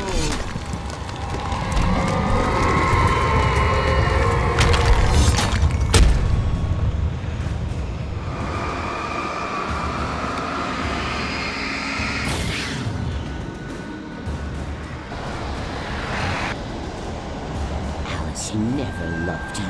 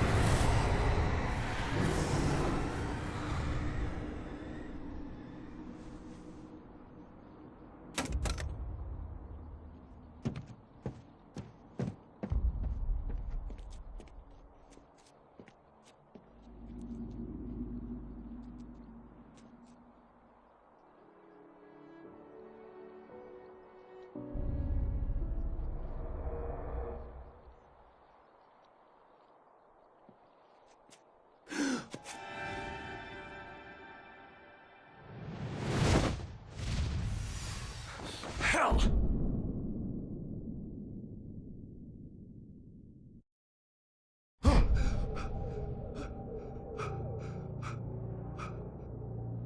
Shh, baby. You were having a bad dream. It was just another nightmare. No. Everything's fine. You're home. It wasn't a dream. Everything's fine. Turn the lights on. Turn the lights on! Shh, baby. The power's out.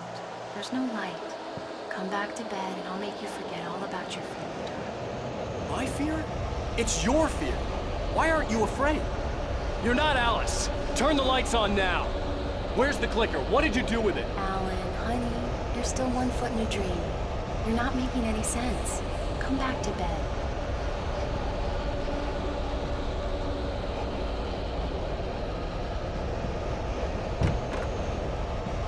Alan, you're scaring me now. Come back to bed. Are you taking your pills? Do you want me to call Dr. Hartman? Come back to bed, Alan. Come back to bed, Tom.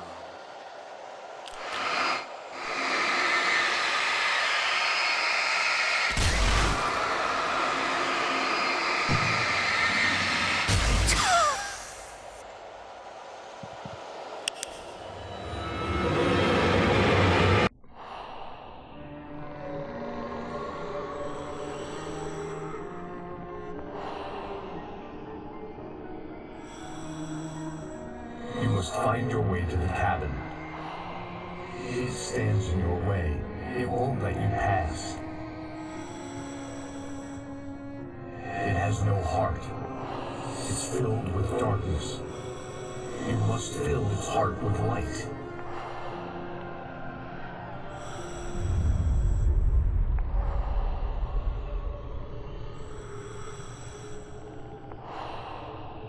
Don't mind him. He's Mr. Scott. Your friends will meet him when you're gone.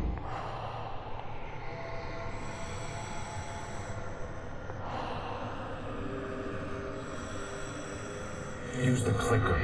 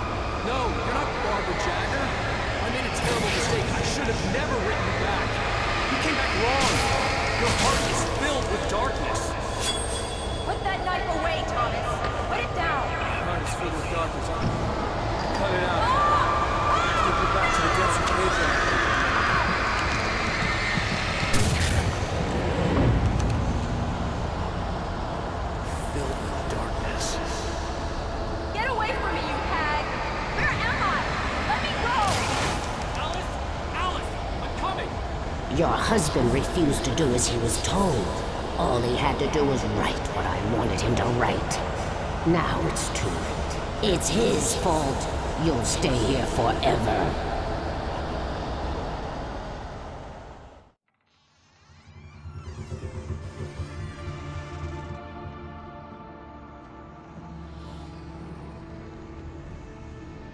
Now you will never get her back.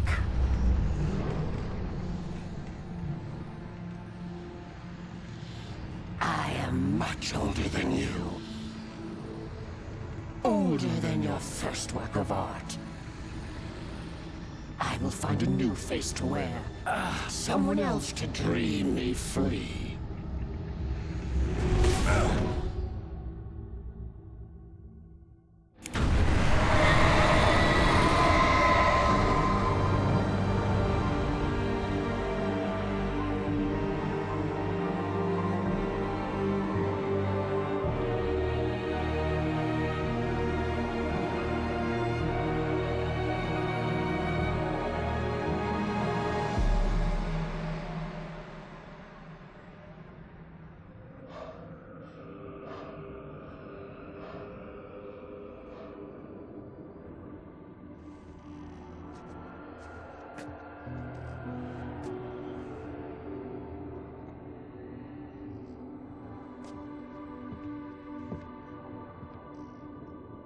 I could feel Alice's presence close by. I understood what I had to do now. I knew how to write the ending to Departure. There's light and there's darkness. Cause and effect. There's guilt and there's atonement. But the scales always need to balance. Everything has a price. That's where Zane had gone wrong. There's a long journey through the night back into the light. Alice? Alice?